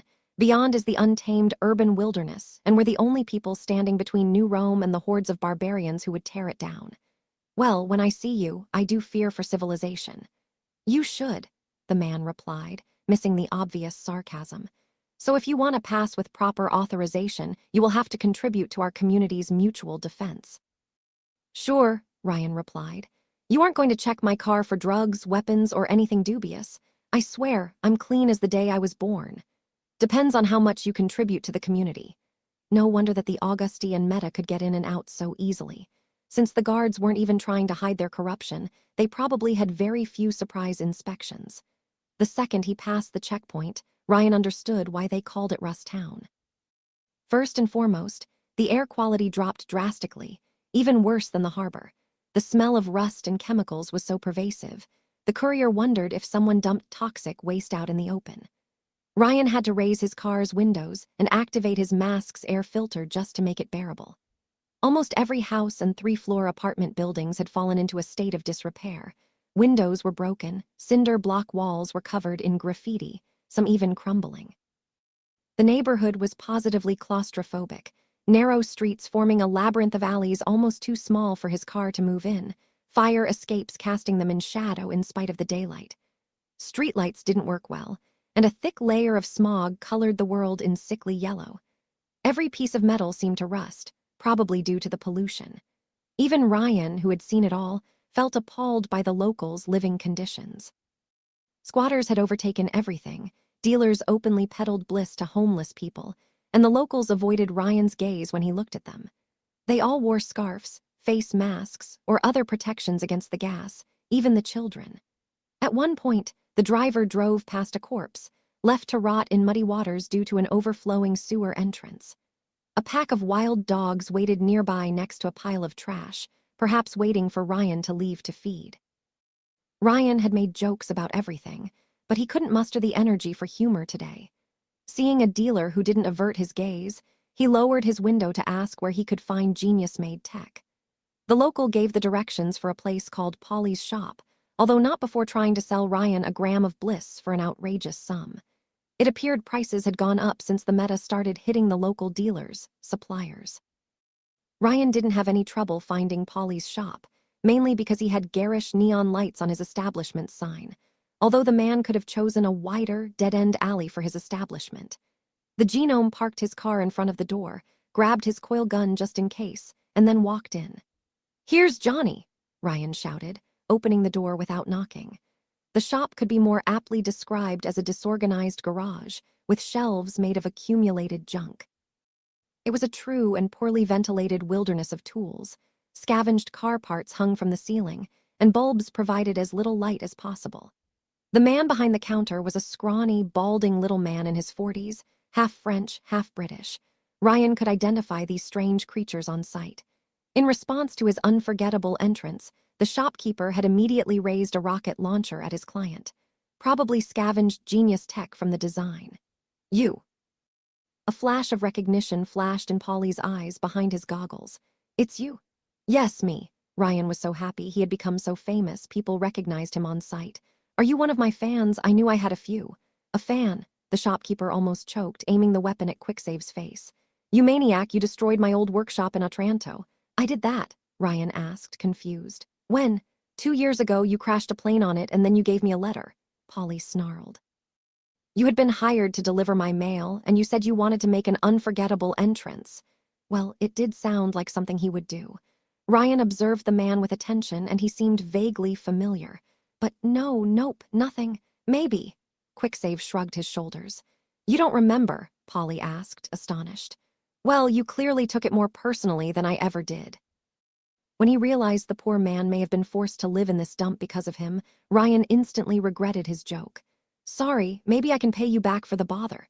The shopkeeper ground his teeth in rage. Apparently he didn't want Ryan's money. "Get the hell out of my shop before I pull the trigger." "You know I can stop time, right?" "It's a facehugger missile," the man replied. "Once it's locked, the nanomissile keeps pursuing the target until it's dead." What a way to start a business relationship.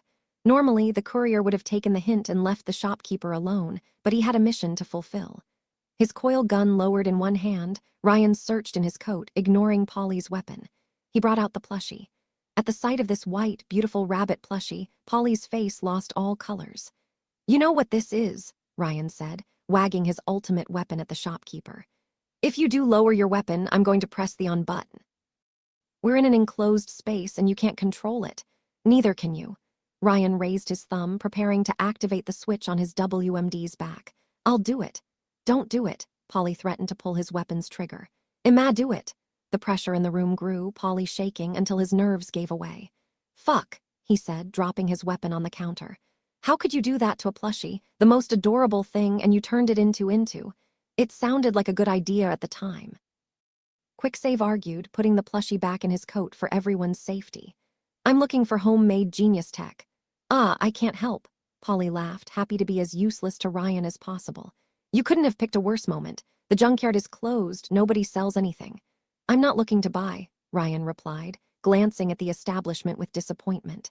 Even the weapon Polly wielded was shoddy and ready to crumble after firing a shot. "I'm looking for a very specific technology." Bathyspheres used to make supply runs in the water. Crimson paint, steampunk influence. "Like Lens Tech," Polly jumped back, startled, as Ryan closed the gap between the counter and himself in the blink of an eye. Polly," the genome all but purred. "Do you want to be my friend?" "No," the shopkeeper replied bluntly. "Then tell me everything." The shopkeeper let out a sigh of disgust. "Black hair, blue eyes, a bit crazy." "It's called Marxism-Leninism, but yes," Ryan replied, more and more excited. "That's the same girl, then.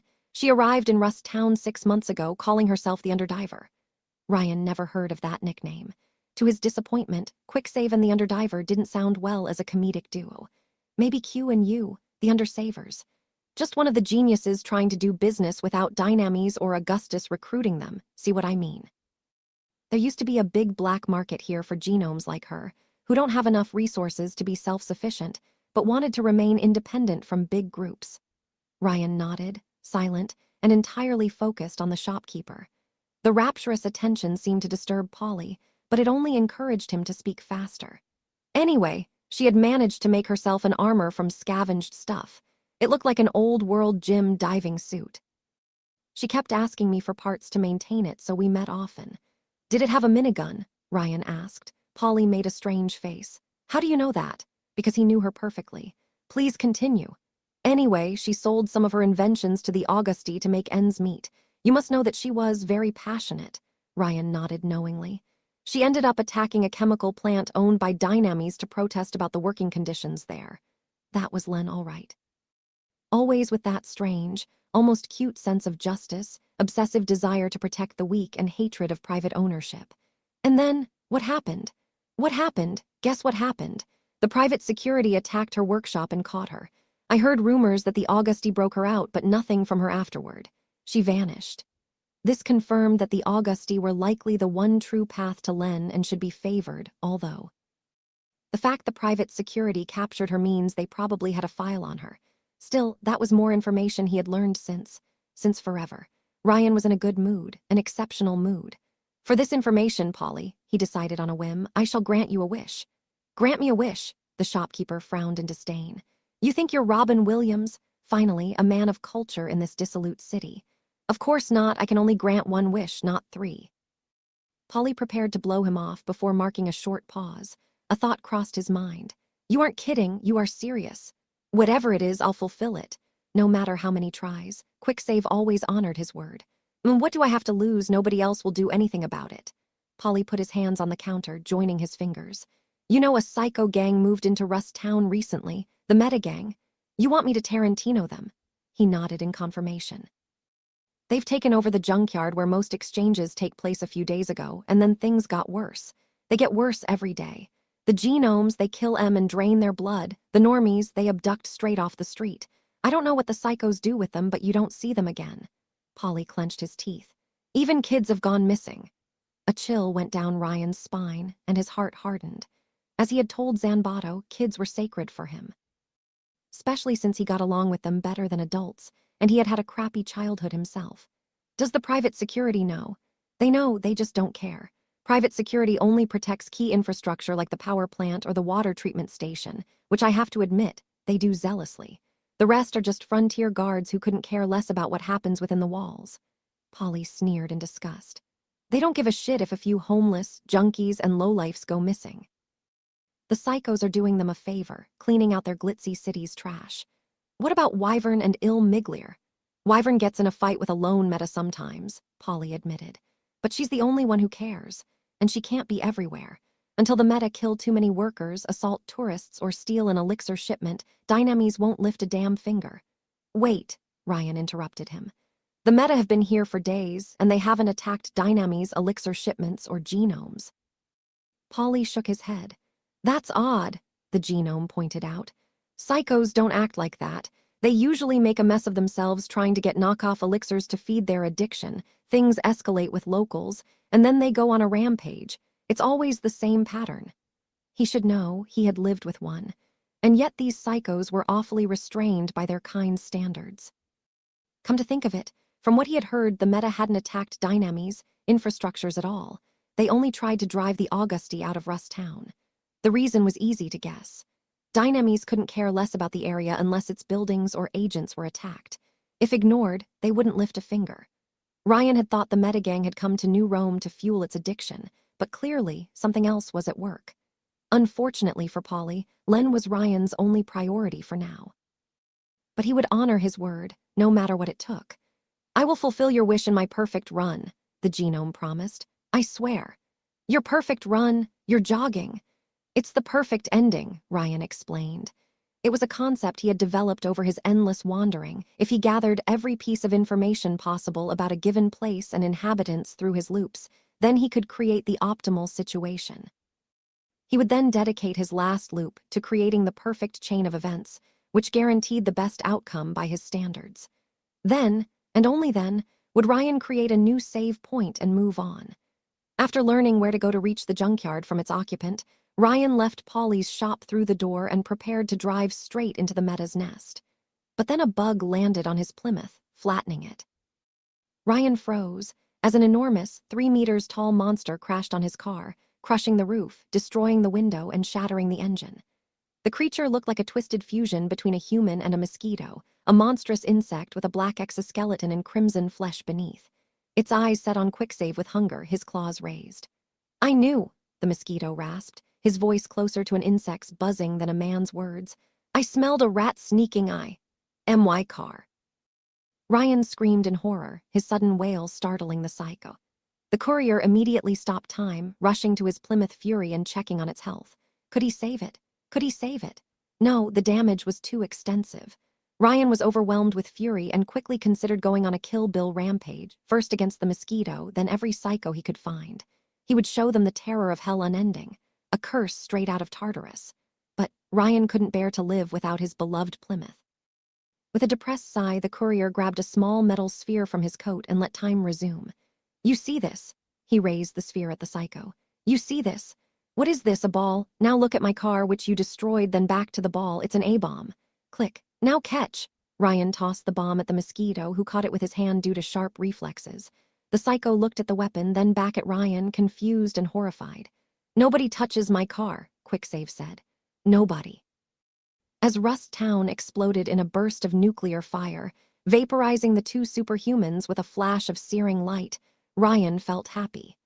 Finally, a new method he had never tried before. They once called it the City of Canals. They said it was the most beautiful city in the world, with tourists coming all the way from China to visit it. That was before the wars. More than a decade after, Venezia had become an open grave, a poisonous marsh whose canals overflowed with toxic plants and dark mud.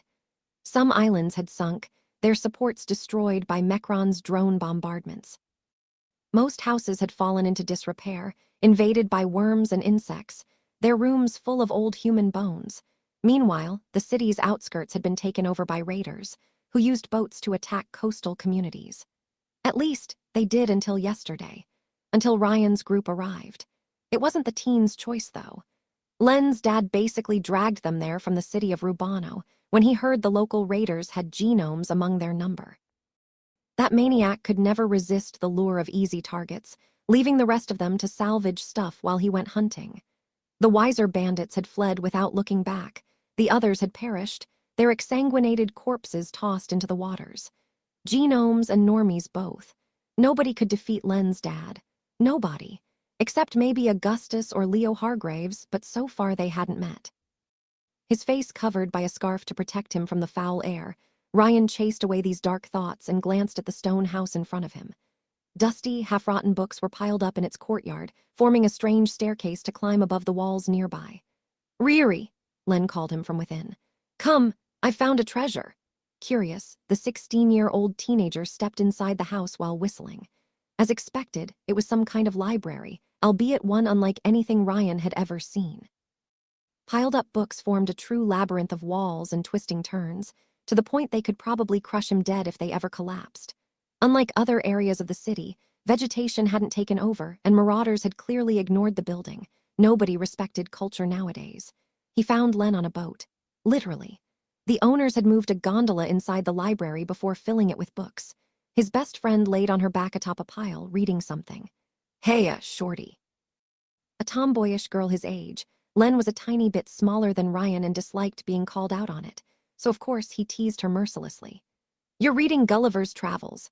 I'm not short, I'm growing, Len complained, interrupting her lecture to glare at him with her beautiful blue eyes. Ryan often thought he could see the sea she loved so much in them. Her skin was pale, her raven hair reaching her shoulders. Truly a modern Snow White, although she dressed in brown travel clothes rather than noble gowns. Now come over here before I throw a dictionary at your face. Ryan laid next to his best friend, their shoulders touching, and peeked at the cover. While ancient and yellowed by age, the book seemed relatively well preserved. Vingt mille luz sous les mers, écrit par Jules Verne. 20,000 Leagues Under the Sea, written by Jules Verne, French edition, Len translated, her eyes all but shining. She already had 2 copies of that book, but none in the original language. You can't imagine how long I've been looking for it. The translations are terrible. I thought you couldn't read French, mais non, Ryan mocked her, Len pinching his arm in response. Ouch. You deserve it, Riri, she replied. Et j'apprends la française, merci bien beaucoup. La française, Ryan corrected her. And you can remove the bien. She sighed. Just take a book and shut up. I think they have How to Win Friends and Influence People, which you really need to read. I like reading, but not as much as eating, Ryan said. Len had filled her supply bag to the brim with books and nothing else. Unless you want to make me eat your communist manifesto.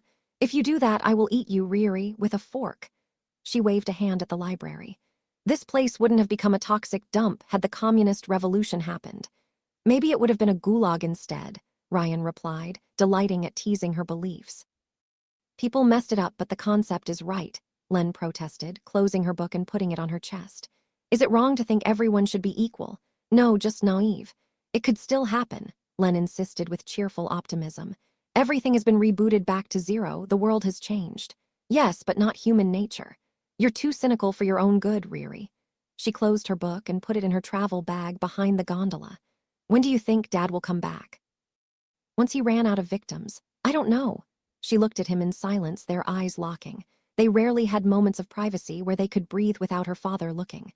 Ryan looked at eyes, then at her lips. Do it, but he chickened out. Her face unreadable, Len let out a sigh. Ryan wasn't sure if it was out of relief or disappointment. Can you help me remove the books from that boat? She asked. We could make it a bed. You want to sleep there? Ryan balked at it. The wood was so damaged it could crumble any time. Yeah, she said.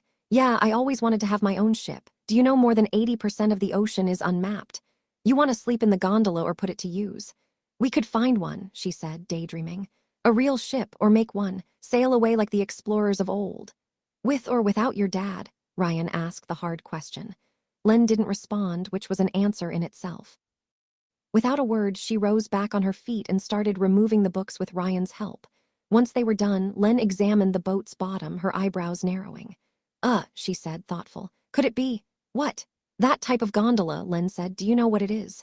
Sorry, I'm not a ship geek like you. Instead of answering, Len knocked at a spot at the gondola's back end. You heard that? Nothing. Exactly, Len said triumphantly.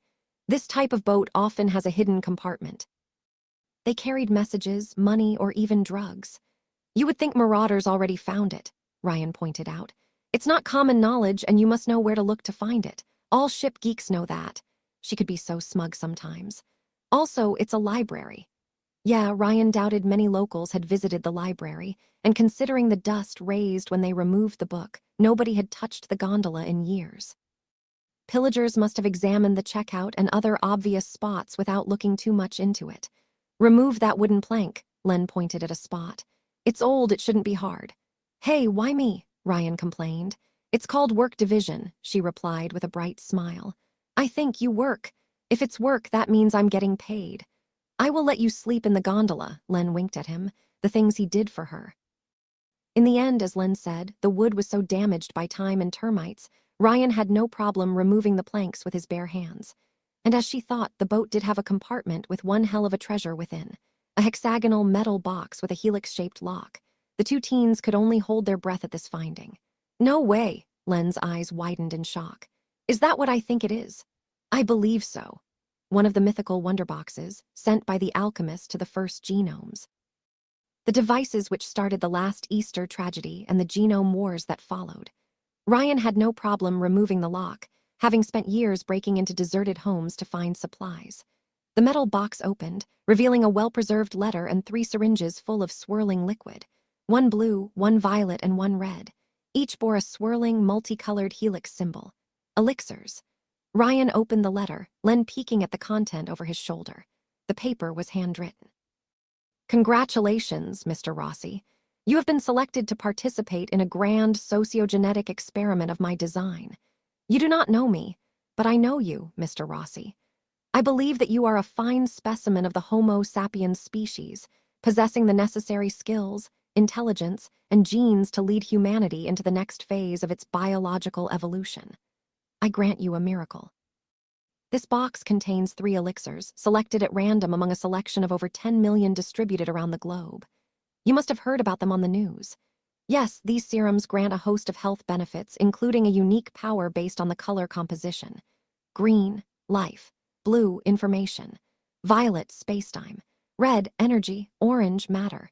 Yellow, abstract. White, meta power. You are free to do as you wish with these elixirs. They are ready for immediate use and testing in the field. I would advise not to drink more than one, but the data gathered should be interesting nonetheless. Now, I must inform you that you are far from the only person to have received this gift. When you open your eyes next morning, the world you lived in will have ended. Instead, you will wake up in a world where mankind's potential is no longer constrained by the petty rules of reality. A world where everything is possible. I have no idea how this divine experiment will turn out. But I can't wait to see the results. Thank you for advancing the cause of science. Best of luck, the alchemist. He never opened the box, Len said with sorrow. Maybe he died before he could, Ryan replied. He probably hid the box before the bioweapons hit. You think the blue one can make you a genius?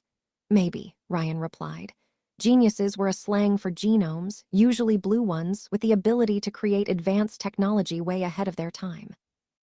Mecron, the man who came closest to taking over the world, had been the most famous one. His self-replicating robot army had swept Eurasia until some countries pushed their big red button before they could fall next. Nobody remembered who had fired the first shot, but Mecron responded to the A-bombs with drone bombardments and bioweapons. Central Eurasia had become a nuclear wasteland. Southern Europe, a mass grave. At least this city wasn't irradiated, unlike Turin. Which one do you want to take? Ryan asked his friend. Len paled. We can't drink this, she hissed. Dad will know. He can sense it in the blood. Yeah, perhaps, but that may be our only chance to get away from him. I'm not abandoning Dad, Len replied with a glare. He's going to get better, I know that. Fuck no, he is. If anything, he was steadily getting worse. Now that Dynames and Augustus had put a bounty on his head, he had to fend off hunters semi-regularly. Before he was just crazy and violent, but now he's violent and paranoid. He's never going to heal, and I think deep down you know I'm right. Len bit her lower lip, as she always did when stressed and sad. He's still my dad, she said, with a hint of resignation in the voice. He will want them all. He doesn't have to know, Ryan argued. Your father will get us all killed. Len, a shrilling voice echoed from outside. Len, where are you? Speaking of the devil. Quickly, without thinking, Ryan grabbed an elixir in each hand and hid them in his back pockets alongside the letter. Realizing his intent, Len almost seized the last potion, but hesitated for too long. Ryan had the time to hide the blue and the violet elixirs when Len's dad crawled into the room. Len's dad was no longer a man, not since he drank one elixir too many and underwent a mutation. His flesh, organs, and skin were all gone, leaving only a shapeless mass of blood covering the bones. He had become a faceless, crimson puppet, his body constantly fluctuating. He even moved like a stringless doll, his arms flailing like whips. He left nothing behind, no bloody footprint. Both teens tensed, unconsciously moving closer to the other. Ah, Cesare, the psycho said upon seeing Ryan. Good to see you're taking care of your sister. His name was Cesare, and they weren't related. But Ryan knew better than to say that out loud. Len's dad was sick. Very, very sick, especially in the head. Sometimes he was Len's dad, kind, friendly Freddy, who liked to play board games and watch old movies. But sometimes he was just Bloodstream. And when the psycho noticed the wonderbox and the red elixir, his body instantly solidified, his fingers turning into sharp claws. His lingering humanity vanished, overcome by an addiction stronger than anything else. Like a feral beast pouncing on a mouse, Bloodstream rushed at the box, brutally pushing Len out of the way. Her back hit a book wall, some of them falling behind. Len! Ryan screamed, immediately rushing to her side. Bloodstream ignored him, grabbing the red elixir and smashing the syringe. He didn't bother to inject anything, his body absorbing the content with greedy hunger. His blood fluctuated like a raging sea before stabilizing. Thankfully, Len was more stunned than harmed. However, her father frantically searched the box for any other elixir before glancing at the teens. Where's the rest? Bloodstream hissed at the two, now outright screaming. Where's the rest? There's nothing else, Ryan protested. Liar, Bloodstream's hand turned into an axe. A son shouldn't lie to his father.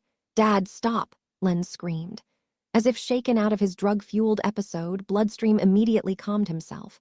His hands returned to their normal shape, and he shook his head in confusion. The elixir would help stabilize his mutations, at least for a while. Len, I'm sorry. Bloodstream put his hands around his skull as if struggling with a brain freeze. Sorry. It's okay, Dad, Len said, looking away with her arms crossed. It's okay.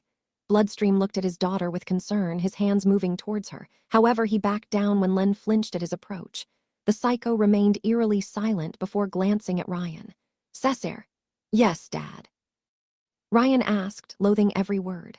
Len feels sad, Bloodstream said. Smile for her. Ryan forced himself, although his lips couldn't reach his eyes. Thankfully, Len's dad couldn't distinguish a false smile from a real one. He put his bloody hand on the teen's hair, less like a son and more like a pet. You're a good boy, Cesare, Bloodstream said, no blood meshing with Ryan's hair. You're a good boy. Len's brother Cessair was long dead.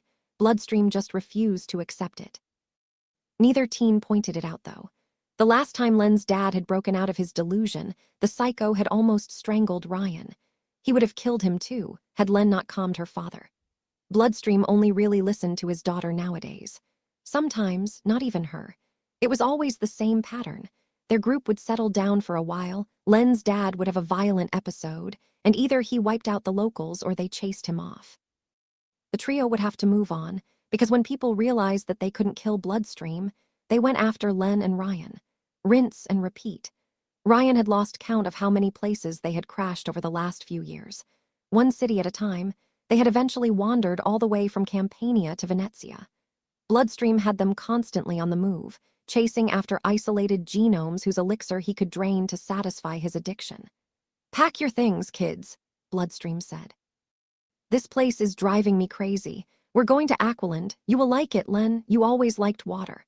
Yes, Dad, I do. I hope they have ice creams, Bloodstream said cheerfully before leaving the room. Len looked at Ryan, who didn't think twice. They hugged tightly, and for a second Ryan wondered if he should let her go at all. He still had the elixirs in his pocket. They had to leave. It was May 8th, 2020 for the 5th time, and Ghoul once again had a car accident. As he climbed down from his Plymouth Fury after hitting his favored undead maniac, Ryan took the time to look at his beautiful partner. The car he had rebuilt from the husk he had found in the ruins of Florence, all by himself.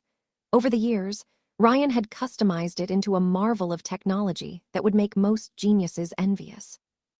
The courier had drifted for years at the driver's seat, survived countless explosions, rode over so many old people. The memories, all in all, his Plymouth was the one constant in his life, the thing most important to him after Len. The partner he could never find in any human being since they couldn't remember him from restart to restart.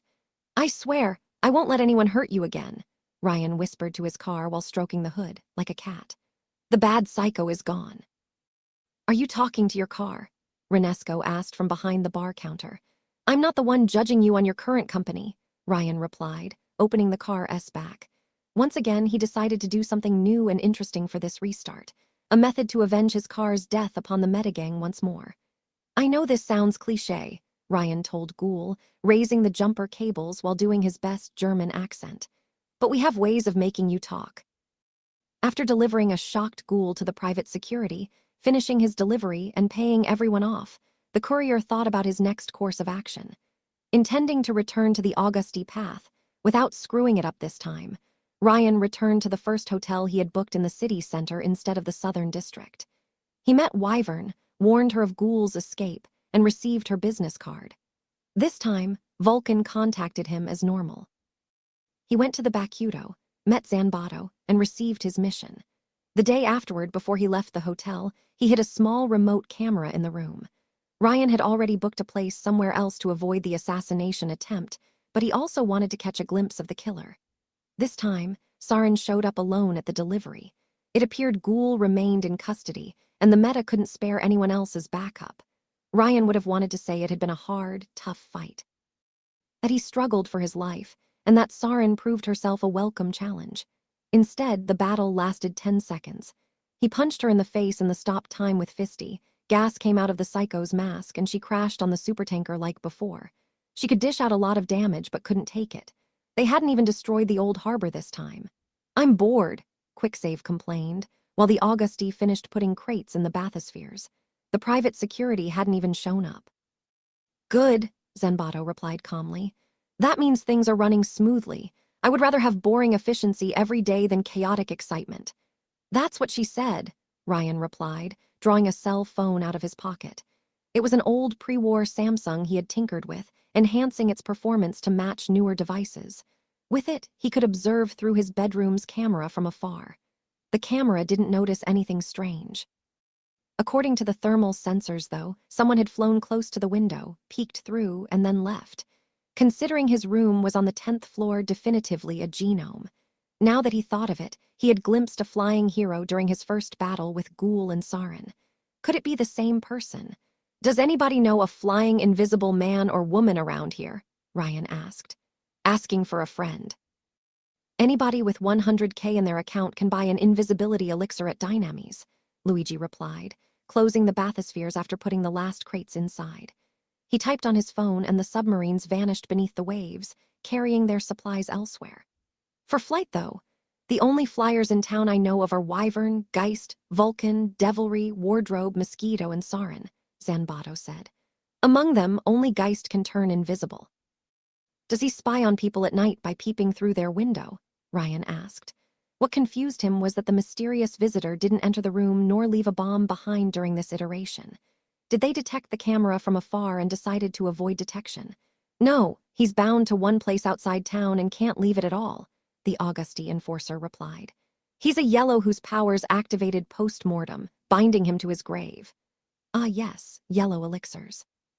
The potions granting conceptual powers from astral projection to bad luck. Ryan liked them, mostly because you never knew what to expect with them. Even by genome standards, their abilities were downright bizarre with weird limitations. Why the question? Luigi asked, suspicious, Ryan feeling his truth-telling power activate. Someone like that blew up my bedroom a few days ago, Ryan replied, which was technically true. Power forced him to be honest, but he could phrase his sentence to mislead. As if that was original. You certainly make enemies quickly, Luigi noted, frowning. How do you feel about that? Ryan prepared to tell a joke, but he felt an alien force take over his mind and change his words. Nothing particular, he admitted. It helps fill the void. The Augusti present glanced at him strangely. The void, Luigi repeated, confused. I guess I feel empty, alone, and directionless inside. Ryan shrugged his mind now on autopilot. Like my brain is a bottomless well I try to fill with dopamine and endorphins. So the more trouble I have, the greater the rush and the happier I am. Truthfully, boredom is my natural state. An awkward silence followed. But on the bright side, I look fabulous on the outside. Quicksave added to lighten the mood before turning to Luigi, unable not to be truthful. Can you remove that bullshit filter? It's uncomfortable and it makes me want to kill you. I have to be sure about something, Luigi said, unsympathetic. Are you a snitch or a double agent? No, I'm on my own side only and I have no cause at all, Ryan replied, but couldn't stop himself. His voice changed from happy to apathetic on its own. To be honest, guys, I'm only using you to find my old pal Len because I'm lonely and I don't feel close to anyone else. Man, you have serious issues, one of the grunt guards said. You should see a therapist. I did, but I broke him first. However, this was getting tiresome, and Ryan's wits were at an end. He didn't want to talk about his emotional hang-ups, let alone with strangers who wouldn't remember anything soon. Now, Luigi, the courier said, tensing like a lynx switching from being playful to threatened. There is only one place where I don't want anyone inside, and that's my mind. If you continue, my knife will find its way to your back and nobody will save you. There, he wanted the truth, he had it.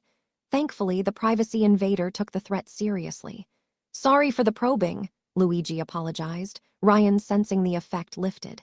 I had to be sure you weren't pulling a fast one on us. The courier simply looked at his face without emotion nor a word, making the truth-teller uncomfortable. Damn it, he hated mind readers and their cousins. No respect for privacy. I guess it's time to split up and go on our merry way, Ryan said, turning to Zanbato and eager to gather his thoughts alone. I give you a lift this time. No, Zanbato said. Change of plans, you're going to my place. His place. Shouldn't you take me to dinner first? Ryan mocked. Yes, of course, that's the plan, Zanbato replied, much to the courier's surprise. Do you like pizza? I cook it like no one else. Wait, he was serious. My hotel is. You're going to stay at my place tonight, Zanbato insisted with the same tone as a big brother scolding his younger sibling. What you need is a friendly, warm environment. But I must catch my secret nemesis. They will wait. Give up, man, Luigi told Ryan, clearly amused. Zan is like cream, sweet and it sticks to you when you get too close. Is it vanilla ice cream? Ryan asked innocently. I love vanilla. You should try chocolate, Zanba suggested. It's good for depression. What followed was one of the strangest moments of Ryan's life. Being led at knife point to a dinner party was certainly a first. Well, not literally at knife point, but metaphorically so. Zanbato simply stepped into Ryan's Plymouth and refused to exit until the courier agreed to come home with him. Passive aggressiveness at its finest. In the end, with the mysterious assassin having backed down for now, Ryan couldn't refuse a free meal. Zanbato lived in a modern house north of Mount Augustus. The area was definitely higher income than Little Maghreb nearby. Local houses were large, modern, and built on steep hills overseeing the poorer districts below. Class stratification had never been made clearer. His host's home was a modern, two-floor house with an incredible view of New Rome and an infinity pool built next to the hill's edge. Colored in rich, warm brown and white tones, the place seemed both modest and fashionable. Clearly, mafia work paid well. The garage opened on its own, Ryan parking his car between a Lexus ES and a heavily customized Harley-Davidson Sportster. Zanbato took the opportunity to remove his power armor, showing no apprehension at revealing his face to Ryan. The courier had to admit, the Japanese counterfeit was quite handsome, with a perfect jawline, buff muscles, and a 3-day beard. Ryan would peg him somewhere around his mid-30s. Jamie Cutter. Zanbato shook Ryan's hand. No masks inside, though. You want to know my secret identity, Ryan replied. I must warn you, many have gone insane from hearing my true name. Ryan Romano, Jamie chuckled, the courier crossing his arms at his thunder being stolen. To your credit, that's pretty much all I know. My bosses couldn't find much about you. Really? Ryan complained as he removed his mask, hat, and trench coat, tossing them into the car's back. But I'm unforgettable. Not much before you went out in costume and started blowing stuff up, Jamie clarified, opening the garage's door and inviting his fellow genome inside his home. The door led to a large living area that could probably fit a 2-room apartment inside, including the kitchen, a sofa with a big plasma screen, and stairs to rooms above. Huge picture windows gave a marvelous sight of the city below, and the deco involved a lot of Asian art. Katana hanging on a wall, a Korean flag on the balcony, a statue of the Buddha next to the TV. 2 people were already present. A dark brown woman drank a soda can near the balcony, while an Asian girl sliced tomatoes behind the kitchen counter. But Ryan didn't pay them much attention, his gaze focused on something else. Namely, the enormous rat on the kitchen counter looking at Ryan with curiosity. The courier waved a hand at it, and the critter raised its tiny forelegs in response. Oh. Hi, honey. Jamie kissed the girl in the kitchen on the mouth, while she put her knife and dinner aside, probably his girlfriend. I brought a new guest. Hyun Kai-young. She nodded politely at Ryan, showing him a friendly smile. As skinny as her boyfriend was muscled, she kept her black hair short, dressed modestly, and wore discreet yet elegant glasses. Ryan would have considered her pretty if she hadn't suffered from weight loss and sore scars on the skin. The courier immediately identified her as a recovering addict. Waza, Ryan answered. Waza, Kai-young replied with the right tone. Ryan gasped in realization, having finally met someone who understood. Waza, both shouted at the same time. This startled the rat a bit, who tilted his head to the side. The dark brown-haired woman looked at them as if they had gone utterly mad, while Jamie remained simply puzzled. It's a very obscure reference, Kai-young reassured him. You have to know the private joke to understand. To be initiated in this brotherhood is the pinnacle of culture, Ryan said, politely introducing himself to this delicate woman. Ryan Quicksave Romano. I'm immortal, but don't tell anyone. You say that to everyone, Jamie pointed out, lovingly putting his arms around his girlfriend. Because nobody remembers. Ryan glanced around and realized the kitchen's rat had brought his entire family. 3 of his kindred watched a documentary on the TV, another slept on the balcony, and another leaped on Kai-young's shoulder like a Pikachu. They looked extraordinarily clean, though, more pampered pets than pests. I control them, Kai-young told Ryan, petting the kitchen rat from behind his ears. Somewhat, I telepathically connect with them, which increases their intelligence. Blue or green? Ryan asked. Green, she replied, meaning her power affected biology rather than mere rodent telepathy. I'm Chitter. She probably thought Ryan would recognize the name, but he didn't. Finally having enough of the racket, or perhaps curious, the balcony girl decided to join the kitchen and socialize, although Rock Disaster would have been a better name. Ryan had never met someone with more tattoos on their arms and shoulders. She even bore a bird symbol below her right eye, although it was hard to notice due to her stained glasses. The woman dressed like a biker girl, with a white sleeveless shirt, blue pants, black boots, and a cross pendant around her neck. She kept her dark hair in shoulder-long dreadlocks, and unlike Kai-young, she clearly exercised a lot. Who is that, Zan? She asked bluntly upon eyeing Ryan. A new hobo you found on the road. Lanka, Jamie chastised her. I prefer the term murder hobo, Ryan replied, his pride wounded. I don't have any home, but I love stealing them. Oh, really? She didn't sound impressed, trading her soda can for a smoke. She offered everyone one, including Ryan, but nobody took her up on it. You don't look like the killer type. My costume is in the garage, Ryan deadpanned, the woman snorting. He beat up Saren so fast I couldn't see it, Jamie said, making Ryan swoon in pride. Don't push it, Lenka. Ah, new muscle. She played with her cigarette. About time. Can't ride near Rust Town without those psychos ambushing me, and half our normies don't want to sell bliss there anymore. Can we talk business some other night? Kai-young asked, clapping her hand to get everyone's attention. The rats gathered in a line on the kitchen counter as if expecting a cheese delivery. Can you help set the gambling table while we prepare the pizzas? Do you like poker? Jamie asked. Entry fee is 100. I don't like poker, but I like winning, Ryan joked, most smiling in response. Well, everyone except Lenka, who took it as a challenge. Are you a team? Is this a Cosa Nostra reunion? We are all made men and women, yes, and we work together, Jamie said, flinching at the Cosa Nostra comment. We also share this flat for practical purposes. Since a few rooms are available, I wanted to invite you to crash for a few days until our business is done. It won't cost you anything, and you will like it more than a hotel. Zan owns the place, and he can't help but invite strangers in need, Lenka said, like that hobo. You will never let me live that down, will you? Jamie sighed, his girlfriend chuckling. It was only 2 weeks until he found a job. I appreciate the offer to spy on me, but I prefer my privacy, Ryan replied.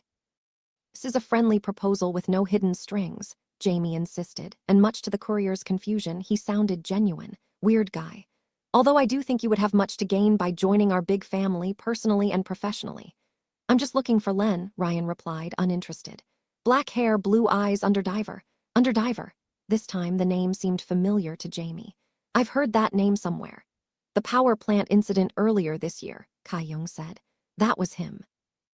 Her, Ryan said, much to his host's surprise. Ah yes, I remember, Jamie nodded. The private security caught her and Vulcan wanted to break her out for recruitment.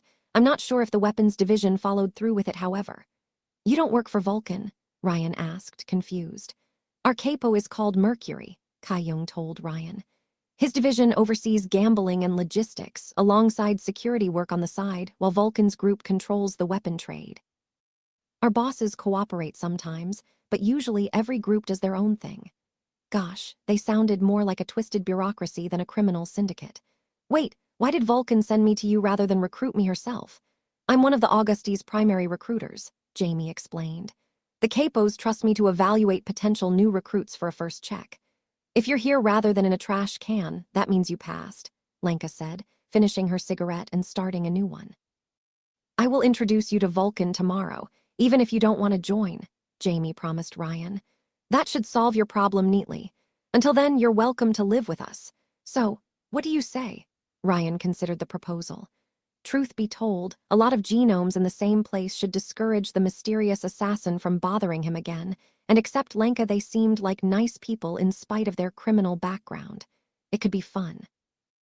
However, Ryan was leery to join communities, since he died often and they always forgot him afterward. Getting to know people only for them to treat you as a stranger afterward was just painful. Only his friendship with Len predated his time manipulation power. The courier could always bolt away when he felt too attached. I say 4 cheese, Ryan replied, the others taking it as a yes. All right, ground rules. No bliss allowed under this roof, no cats or pest control, no cocaine after 10, Jamie said, clearly radiating some kind of dad energy. Everybody cleans up their shit. Tinkering is in the garage. You warn us the day before if you want to host a party. Ryan listened in silence as if he would dutifully follow the rules. Clearly, Jamie didn't know him well yet. It had been a while since Ryan drove a group in his Plymouth Fury. He often transported 1 or 2 people, especially when on a drunken bender or working as a getaway driver, but rarely a group like this one. Jamie wore his power armor in the back, while Kai-young dressed with a green hoodie at his side. Her rats had taken over every corner of the car, hiding behind and beneath the seats. Unfortunately, Lenka complained all the way at the front. You cheated, blabbermouth, she accused Ryan. She would have gone to the meeting with her bike too, had Jamie not insisted they all travel in the same vehicle for team building. I know you did. Someone is a sore loser here, Ryan replied, having left yesterday's table a few $100 richer. Also, blabbermouth, He did way better nicknames, like Lil Granny Destroyer. I counted cards, Lenka said, but you changed them. I'm never wrong about that. So you accuse him of cheating by admitting that you cheated yourself.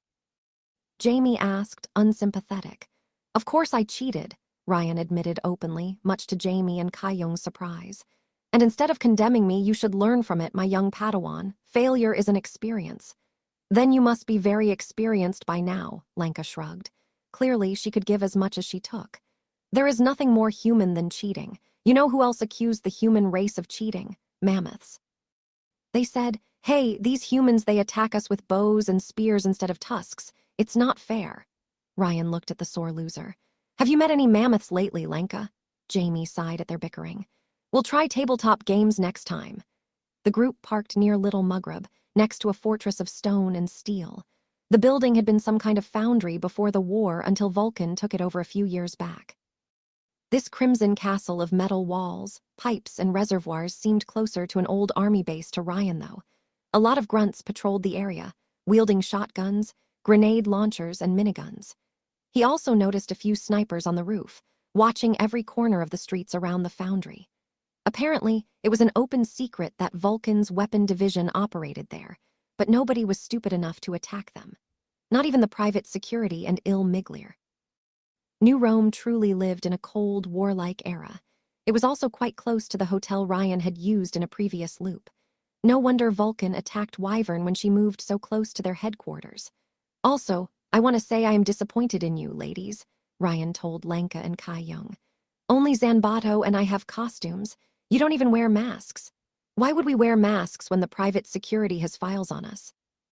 Kai-young asked in confusion, leaving her rats in the car to keep an eye on it. They even know where we live. And there aren't that many advanced armors to go around, Lenka replied, although she had the common sense to supplement her outfit with a belt holster. And what kind of a costume, a cape? Do you know how hard it is not to trip with it? It's not about practicality, it's about looking stylish, Ryan replied, hands on his trench coat. Without a bright and colorful style, what are we? Mere animals. Culture is what elevates. Aha, villains! Ryan paused and looked at a strange newcomer. A person climbed down from a bicycle near the car, dressed like Rambo, except without the gun and half the muscles. He had painted his face and dyed his hair white with black spots for the eyes. It looked ridiculous, truth be told. The rest of the group seemed to recognize him, but instead of attacking, they all looked embarrassed. You have come farther than you should have, but you found your sworn destroyer, the fool declared, trying desperately to look badass, but coming desperately short. Prepare to face the wrath of, oh God, not this again, Lenka sighed, the rest of the group eerily silent. The panda. The what? Ryan asked, unsure whether to condemn this man's terrible fashion sense or applaud his efforts. At least someone in the city understood the importance of costumes. Is your power only getting laid every 10 years? Pandas are picky, the ridiculous man answered, but something in his tone made Ryan dubious. He didn't even look Chinese. He's a vigilante. Somehow, Lenka made the word sound ridiculous, rolling her eyes while she said it. Clearly, she didn't take him seriously. He can transform into a... And? Ryan asked, expecting something else. And that's it. But a very big Kai-young added with a chuckle as if to soften the blow. Man, some genomes were just unlucky. Has the fear of the petrified you, villains? The hero put his hands on his waist, mistaking the awkward silence for fear. Did he seriously come all the way here to pick a fight? Ryan could respect that, although he should work on his introduction. Just ignore him, and he will go away, Jamie replied, leaving for the armory without sparing the poor would-be hero a glance. Kai-young followed soon afterward, although she gave a pitiful glance at the poor animal. Even the foundry's guards seemed to joke about the newcomer, not making any effort to intercept him. You will not escape me. Frustrated by this lack of respect, he underwent a terrible transformation. Black and white fur grew on his skin, his body gaining mass and muscle. He grew claws and fangs, shedding his pants and jacket like a magnificent butterfly. The man was gone, leaving only, it was a pretty big though, even larger than a polar bear. Yet when he let out a scream, Ryan found it cute rather than terrifying. With a heavy sigh, Lenka joined her index and middle fingers together to form a gun, and fired an orange sphere of energy with it. The projectile flew towards at an arrow's speed and hit him in the nose. The poor animal instantly fell to the left side, paralyzed. Ryan understood now why they called her sphere. All right, Lenka said, drawing a Beretta 76 from her pocket. I call dibs on his corpse. You're going to kill a panda? Ryan asked, horrified. They're extinct. Yeah, that means we can sell his fur to a collector. She pointed her gun at the poor beast. I'm stopping you right there, Cruella. Ryan moved in the barrel's way, unable to stand animal cruelty. I won't let you kill the last you could get the death penalty for this. He's not a blabbermouth, he's an idiot. It's like being already dead, except you lost your mind while alive. I can't allow you to anger PETA. You don't know what those guys are capable of, or what they could do before the wars. Who the hell is PETA, a genome? She asked, confused, before lowering her gun in annoyance. You know he's going to come back and get killed by the guards later, blabbermouth. The way I see it, it's survival of the fittest. At least I will make it quick. I'll take full responsibility for saving this disciple of style, Ryan replied, his female companion rolling her eyes and putting her gun back in its holster. I believe there is still hope for him, my marauding friend. She raised an eyebrow. How do you know that? That she was an ex-bandit.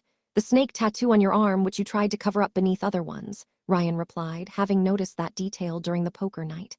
I already met people with it, very unkind people. I hope you killed them, she replied, the guards letting them inside the foundry's perimeter. I belonged to a real band of savages back in the day. Oh yes, he did. Ryan and Lenka walked towards the metal gates, finding Jamie and Kyung discussing with another duo. Or rather, a woman was talking, and everyone else listened with occasional nods. She was obviously a genome. Her skin was deathly pale, unnaturally so, and her long hair bright blue. This mature lady carried herself with an eerie sort of elegance, that of an otherworldly fairy among men. Unlike Ryan's team, she had style aplenty, wearing a black Greek chiton dress as her costume, alongside sandals, a shark tooth necklace, and skull-shaped earrings. Ryan couldn't explain why, but he had a bad feeling about her. Mostly because Jamie and Kyung seemed stiff as hell when she spoke, and even Lenka tensed at her sight. The courier also recognized her bodyguard as the woman who tried to flirt with him at the Bakudo, back when he had messed up with the chain of events. Although this time, she had traded her dress for a black uniform and an assault rifle. Since they hadn't met in this restart, she didn't recognize him. The blue-haired woman and her bodyguard passed by Ryan and Lenka on their way to the parking lot before stopping abruptly when she noticed the courier. You, the blue-haired woman said, her voice deep like someone used to being obeyed. Moi, Ryan pointed a finger at himself. How old are you? She asked, her sharp gray eyes examining him closely. Somehow it felt like locking eyes with a hungry crocodile peeking out of the water. What a question. Ryan made a mock bow. I'm immortal, but don't tell anyone. No one is immortal, she responded, vaguely amused. I hope to reach your age one day, though. Then she stopped paying him any mind and walked away with her escort. Shit, Lenka whispered. That's not good. Who is she? Ryan asked, curious. Pluto, Augustus' sister and underboss, Jamie said upon regrouping, clearly worried. When he sends her, heads fall. Isn't Pluto a guy in Roman mythology? Ryan asked. I support gender equality, but wouldn't Plutonia have been more appropriate? I believe they had a theme naming thing in the family, Lenka replied, relaxing once the underboss was out of sight. The third member of the sibling trio, Neptune, serves as Augustus Consigliere. At least they tried to respect the spirit of the names. Ryan appreciated the cultural reference. What's her power exactly? If she wants you to die, Jamie said, his eyes darkening, you die.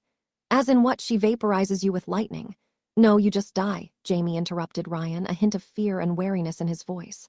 Perhaps he worried, rightfully, that Quicksave would try to put this power to the test. There is no warning, no protection, no counter. If she wants you dead, you die. The end. Since we still have enemies alive, her power must have limits, Kyung said, but we don't know them. This only made Ryan even more interested. He would check it one loop. Lenka, however, wanted more information. Why was she here? She asked Jamie. 5 of our maidmen have died under mysterious circumstances lately, Kyung replied instead. The meta-trash? Jamie shook his head. No, they would have loudly claimed these murders, and they aren't their style. Poison powerful enough to affect genomes, explosives, drowning and suffocation. The boss believes this is a new vigilante. Pluto and the Killer 7 hit squad will take care of this, and if they ask for anything, we are to assist them with the task. Explosives, he said. My invisible nemesis struck again, Ryan said, happy to have solved the mystery. Yeah, I thought the same, Jamie said. But unless the one responsible knocks at our door itching for a fight, we're leaving the higher-ups to deal with this. Once the hit squad is after someone, it's only a matter of time before the matter is solved. Ryan guessed it would be rude to say murdered. All right, a few rules about how to address Vulcan, Jamie told Ryan as they stood before the metal gates. Don't make jokes about her height, and for the love of God, don't mention Wyvern unless she mentions her first. Ryan nodded dutifully, the doors opening to let them walk inside. Jamie led them on to a guided tour of the foundry, although it quickly became clear the name didn't fully illustrate the truth. The building housed a whole weapon production operation, from the metal processing to the assembly line. The group walked through searing hot rooms full of furnaces and automated assembly lines. They produced guns, bullets, and rockets.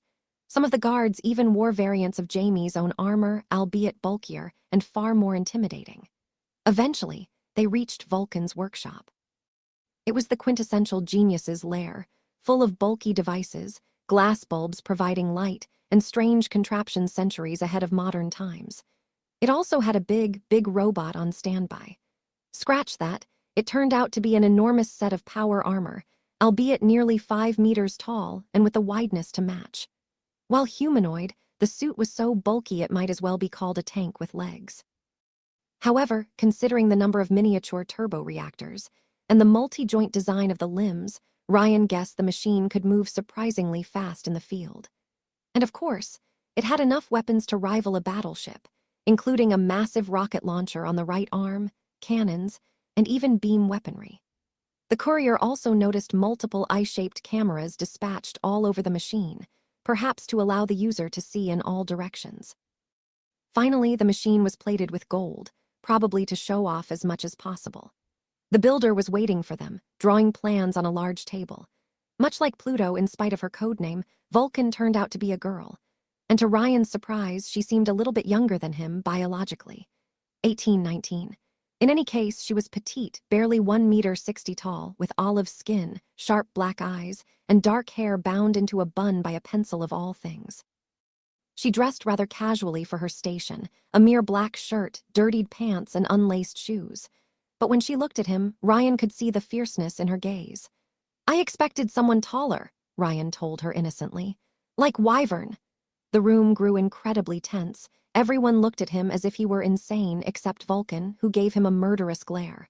Ryan looked away at the giant mech, whistling. We'll see who is taller when I blow off your legs, jackass, the capo said with a face that reminded Ryan of Len. She must have had the same height complex. Because right now you just stepped on a landmine. Here comes Napoleon. Quicksave, please, a little respect, Jamie coughed, he and the rest of the team nodding at Vulcan. I'm sorry, Chief, he doesn't know what he says. Oh no, he does, Vulcan replied angrily, glaring at Ryan. The bitch is my personal N-word. When someone speaks it, they suffer. Do you have any survival instinct? Lenka hissed at Ryan. Of course not, I'm immortal. Survival instincts are for people who can die. The courier glanced at the giant armor, noticing the enormous reactor on the machine's back. Is that a miniaturized fusion reactor? Vulcan's face betrayed some surprise, although she remained clearly furious with him. I'm surprised you could tell. I worked on one once, albeit nothing this advanced, Ryan replied, examining the rest of the suit. And plasma beams for offense too. Clever, clever. Maybe I should give you a live demonstration. As Vulcan spoke these words, the suit moved on its own. The other genomes took a step back, and Jamie in particular looked ready to summon an energy sword. Though since you've got a brain, I guess I will only destroy the legs.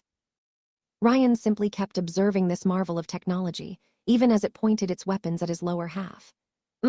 Vulcan frowned, her anger replaced with astonishment. You are awfully close to death, and yet neither your heartbeat nor blood pressure changed at all. No abnormal neural activity either. You give absolutely zero fucks. Wait, how could she know that? Did she have a telepathic link to her suit's sensors? Though he should feel thankful that her anger had left the building, replaced with curiosity. He probably thought he had some ace up his sleeve. I heard you carried advanced tech with you, Quicksave, Vulcan said, the others too happy to see her calm down to say anything. Are you a genius? Sort of. He didn't have enhanced intelligence, but he had spent so many loops tinkering with advanced technology, he might as well be a de facto genius. Ryan looked into his trench coat and handed Vulcan the A-bomb. What a beautiful, elegant design, Vulcan whistled, examining it under all its forms. You made that? Everyone should have a bomb on themselves for dissuasion. Ryan avoided a straightforward answer, full of excitement in the presence of a fellow bomb maker. Bombs save lives. Exactly, Vulcan replied with the same enthusiasm, unable to restrain her geeky passion for explosions. You know why the Cold War never went hot? Because everyone had A-bombs. Absolute destructive power is the key to peace. Oh God, there are 2 of them now, Ryan heard Lenka whisper to Jamie, who ground his teeth in uneasiness. Still, Ryan could see everyone relax a bit. What about Mecron? Kai-Young asked mirthfully, a thin smile on her lips. Bombs didn't help against him. An unforeseen variable chitter like the alchemist. Vulcan brushed it off before waving the A-bomb under Ryan's nose. You see this? Yes. If you say wyvern again, I'll shove it down your throat. Since you've got precious skills, I'll spare your life, but only this time. Don't push your luck again unless you want a one-way ticket to Killville. Nice place, he had been there a lot of times. So, you're not giving me back the bomb. No, that's your respect tax, she said before brazenly stealing his device and putting it in her pocket. If you join my division, I might change my mind. I've got a lot of workers, but few real engineers worth their salt. You have an attitude problem, but I'll tame you. Ryan also noticed that her suit kept its weapons pointed at him, even if she sounded friendlier. I thought he might do well with Mercury's. Jamie cleared up his throat, defending his own division. I'm the one who looked him up first, Zanbato, Vulcan replied. If Mercury wants to find good men, he should get out of his house once in a while. I'm very happy for the attention, but I'm not the person for long-term employment, said Ryan. Looking for Len, black hair, blue eyes, Marxist-Leninist. Underdiver, Vulcan replied, smirking when Ryan gave her his full attention. But I don't see how I benefit from introducing you to my subcontractor, especially if you aren't with us long-term. Subcontractor. Finally, he could almost taste the reunion. How much for the privilege? Vulcan replied with a laugh, sitting on her workshop table. You think I'm a crook who works for money? Then I have only my body left to sell. Kai-Young couldn't help but chuckle at his joke before quickly correcting her expression. Vulcan smiled a bit. I don't know if you're ballsy or just insane, she said. But as a matter of fact, I have a need for fresh, warm bodies to throw at a problem. The metagang, Jamie cleared his throat. You want us to take them down? My crew will take care of the meta problem, Vulcan brushed him off. The big boss gave us the go order, just protect the shipments and we'll take care of Rust Town. No. What I have in mind involves fighting the law. The best kind of mission, Ryan delighted. Are we going to do tax evasion? There's nothing more excitingly dangerous. Even Al Capone couldn't do it. Nobody pays taxes, blabbermouth, Lenka pointed out. The private security and Il Miglier have been a bit overeager lately, Vulcan said with a sneer. Nothing too damaging, but they're testing us. They believe the meta made our organization weak. We must remind them not to underestimate the Augusti. You want us to attack Dynami's operations? Jamie asked, Lenka frowning at the us. Vulcan nodded. Dynamis is currently filming a new Il Miglier movie. I want you to trash the studio, send them a message. Isn't the newest movie under work there? Jamie trailed off without finishing his sentence. Wyvern's flight aye. Vulcan finished a vengeful glint in her eyes. Yeah, totally business as usual. Do you want your personal vendetta crispy? Ryan asked. Or extra crispy?